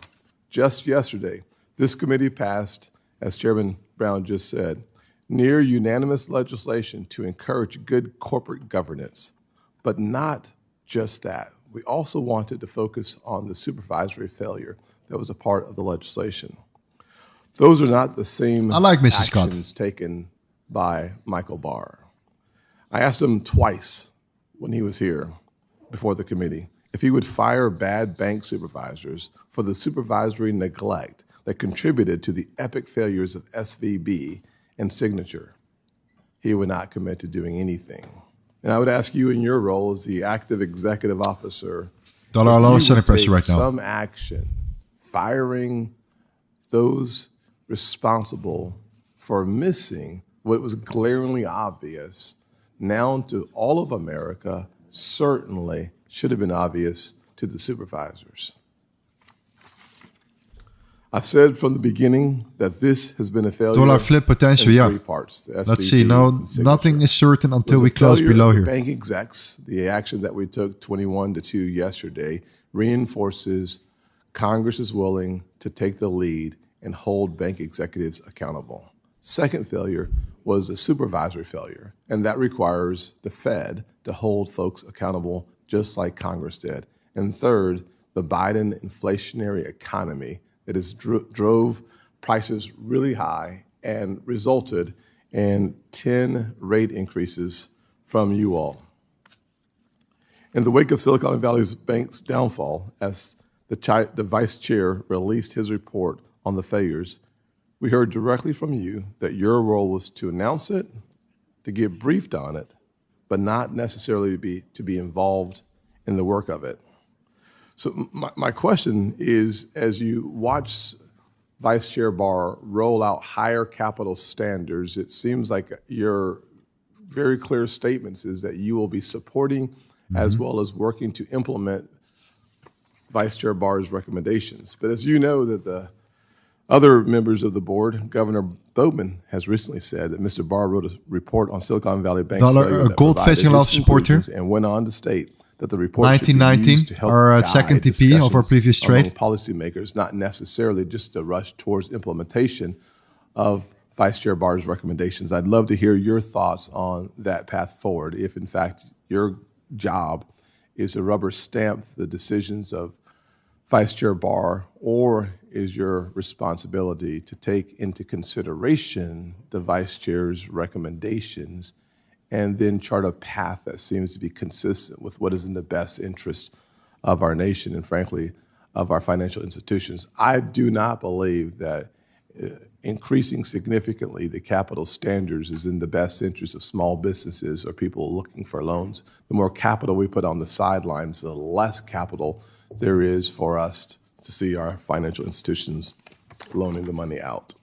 I look forward to continue our discussion during the question and answer. Euro flying, dollar coming down, gold today we'll stagnating. Chair of the Federal Reserve, Don't trust this Jerome move here Powell, to the monetary downside. policy in the state of our economy. Thank you for your public service, Chair Powell, and please present your testimony. Thank you. Thank you, Chairman Brown. Thank you, Ranking Member Scott, and other members of the committee.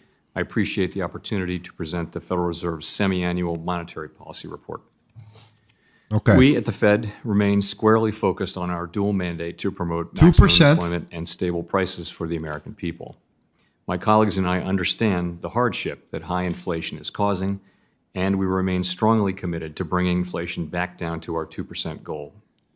Price stability is the responsibility of the Federal Reserve, and without it, the economy does not work for anyone. In particular, without price stability, the exact we will not same achieve script. a sustained period of strong labor market conditions that benefit all. Identical. I'll review the current economic situation and then turn to monetary policy. The U.S. economy slowed significantly last year, and recent indicators suggest that economic activity has continued to expand at a modest pace. Although growth in consumer spending has picked up this year, Strong labor activity market. in the housing sector remains weak, largely reflecting higher mortgage rates. Tight, very tight Higher labor interest market. rates and slower output growth also appear to be weighing on business fixed investment. The labor market remains very tight. Over the first 5 months of the year, job gains averaged a robust 314,000 jobs per month. The unemployment rate moved up, but it remained low in May at 3.7%. There are some signs that supply and demand in the labor market are coming into better balance. The labor force participation rate has moved up in recent months, especially for individuals aged 25 to 54. Nominal wage growth has shown some signs of easing, and job vacancies have declined so far this year. While the jobs to workers gap has narrowed, labor demand still substantially exceeds the supply of available Okay, work. dollar is slowing down. Euro, because Inflation of that, of course, remains moving well up. above our longer Euro run goal of USD, nobody 2%. closure below here. Over the 12 months ending in April, total personal consumption, or PCE, prices rose 4.4%, excluding the volatile food and energy categories. Core PCE prices rose 4.7%. In May, the 12-month change in the Consumer Price Index, or CPI, came in at 4.0%, and the change in the core CPI was 5.3%. Inflation has moderated somewhat since the middle of last year. Nonetheless, inflation pressures continue to run high, and the process of getting inflation back down to 2% has a long way to go. Yep. Despite elevated inflation, longer-term inflation expectations appear to remain well anchored, as reflected in a broad range So with a of weak surveys dollar of like this, households, real businesses, quick, and with a weak dollar like this here, gold as well as should measures from actually be financial markets. neutral right now, not pushing down this With much here. inflation remaining well above 1916 our longer-run is goal still a of realistic 2%, target. with labor market If we conditions target remaining this, tight, we could the see a flip FOMC from there has happening. I would significantly not be tightened the surprised. stance of monetary policy. We have raised our policy interest rate by 5 percentage points since early last year, and we've continued to reduce our security holdings at a brisk pace. We've been seeing the effects of our policy tightening on demand in the most interest rate sensitive sectors of the economy. It will take time, however, for the full effects of monetary restraint to be realized, especially on inflation. The economy is facing headwinds from tighter credit conditions for households and businesses, which are likely to weigh on economic activity, hiring, and inflation. The extent of these effects remains uncertain. In light of how far we have come in tightening policy, the uncertain lags with which monetary policy affects the economy, and potential headwinds from credit tightening, the FOMC decided last week to maintain the target range for the federal funds rate at 5 to 5.25%, and to continue the process of significantly reducing our securities holdings. Nearly all FOMC participants expect that it will be appropriate to raise interest rates somewhat further by the end of the year. But at last week's meeting, considering how far and how fast we've moved, we judged it prudent to hold the target range steady to allow the committee to assess additional information and its implications for monetary policy. In determining the extent of additional policy firming that may be appropriate to return inflation to 2% over time, we will take into account the cumulative tightening of monetary policy, the lags with which monetary policy affects economic activity and inflation, and economic and financial developments. We will continue to make our decisions meeting by meeting based on the totality of incoming data and their implications for the outlook for economic activity and inflation, as well as the balance of risks. We remain committed to bringing inflation back down to our 2% goal and to keeping longer-term inflation expectations well anchored. Reducing inflation is likely to require a period of below-trend growth and some softening of labor market conditions. Restoring price stability is essential to set the stage for achieving maximum employment and stable prices over the long run. Before concluding, let me briefly address the condition of the banking sector. The U.S. banking system is sound and resilient. As detailed in the box on financial stability in the June monetary policy report, the Federal Reserve, together with the Treasury Department and the FDIC, took people are decisive buying action euros in right March now. to protect the U.S. economy and to strengthen public confidence in our banking system. The recent bank failures, including the failure of Silicon Valley Bank and the resulting bank stress, have highlighted the importance of ensuring that we have the appropriate rules and supervisory practices for banks of this size. We're committed to addressing these vulnerabilities to make for a stronger and more resilient banking system. To conclude, we understand that our actions affect communities, families, and businesses across the country. Everything we do is in service to our public mission. We at the Fed will do everything we can to achieve our maximum employment and price stability goals. Thank you. Thank you, Chair Powell. Paul Donovan at UBS has discussed the role that corporate profiteering plays in persistent inflation. While inflation has fallen from 9%, as you know, it has peaked to 4%, prices continue to climb because of supply shortages and corporate profiteering, what we're starting to call greedflation. Given that rising interest rates certainly won't solve Look at a massive greedflation, expansion. why maintain Almost at interest rates 1916? at the current level, or even consider, as you suggested, raising them again, given the risk of harming the livelihoods of more than 1.5 million workers and their families? Dollar recovering. Mr. Still above it. Chairman, the committee broadly feels that while monetary policy has gotten to an appropriately restrictive level, if the economy performs about as expected, that it will be appropriate to raise hikes again this year and perhaps twice. A strong majority of the committee feels that it will be appropriate again, assuming that the economy performs as expected 2 times before the end of this year. We've come very far, and the reason why we maintained our rate at the last meeting was to give ourselves more time to stretch out the time. For I think that's it for now. I just wanted to see the first 15 minutes. The reason why is because this is the most important. We already watched it yesterday for a couple hours as well. It keeps going until the volume starts to decrease here. There are a couple things that are interesting right now to look at. So number one is that gold is indeed coming down right now, and we're reaching that gap coming back towards the 1916. The dollar is still holding above it, but it's not looking particularly strong either. So it's really waiting for this this closure right now happening here on the 30 minute. This is closing in 7 minutes from now. If you close the body below it and gold is still coming down, I'll be very careful with shorting gold regardless here. The shorts that we had before from 1923, 1924, you know, if you're still in it, you can leave it, in my opinion. But I think most of us already took majority of profits and already broke even on our position here. However, if the dollar decides to, actually come down, and gold decides to move up, and we close above it, above the 1924, then it's interesting to look at what can happen from there. So the 1924 is actually the key level to look at right now, because this is where we eventually broke down. That's what you need to recapture, so to say, okay, in order to potentially look for that flip here. 1915 is still an area where I expect a lot of support. So 1916, 1915, I think we're going to face a lot of support here either. So shorting it from there, I would wait for a better position if you would come up first and then look for a potential trade opportunity here. If you're looking for sales at least, a continuation for sales right now. For euro, if you do decide to flip here and the dollar decides to indeed hold and close above here, I will be more interested in the EURUSD. And actually, I would like to see a body closure below. We have now 3 bodies right on this level that were closed right above here. If you do decide to close one below, that could be an amazing way of targeting the lowest then and to continue a momentum to the downside, as we already created a higher high, a lower low, and then look for the continuation to the downside right here, coming back towards that range in that manner. The last one is GJ. We have been talking about GJ. GJ is actually flipping, continuing its momentum to the upside. I would have loved to see that closure below. We are now coming back up here. The only high that I could look at is the high above the 182.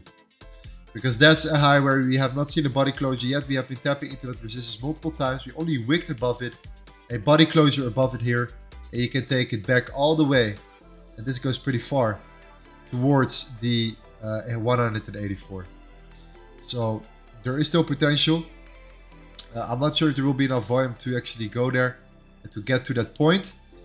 But again, the 182 is the level where you have to look at in order to make a decision from there. All right, so I think this is for today's stream. I'm going to head into Discord. We're going to head into our community here. One more thing tomorrow. I think it's super important to mention.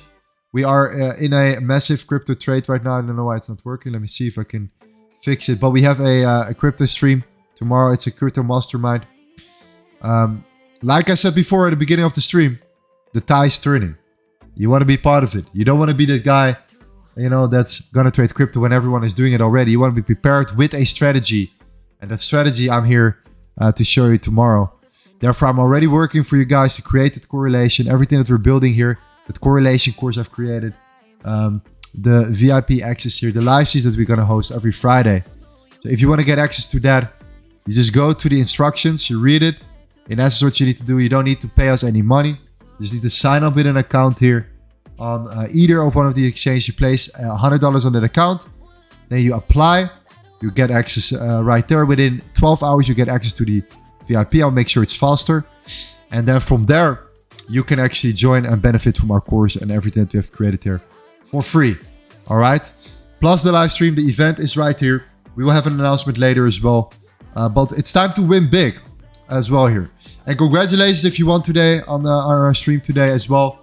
Much appreciated. I hope you enjoy what we're doing. We're going to keep going with our live streams on a regular basis, 3-4 days a week. We have our new strategy. So far, we only have been winning with that new strategy, trading gold at GJ. And that's pretty much it. Maybe one other pair if we see something very special here. Okay, so that's beautiful. I'm very happy with that. Hope you guys are too. Congratulations if you make some money today. Press a win in the chat one more time. Let's do it. Press a win in the chat. Let's close the stream strong. And I hope to see you in Discord. Okay. Beautiful. Much love. Thank you guys so much. And I'll see you in Discord. Bye-bye. Thank you so much. Bye-bye.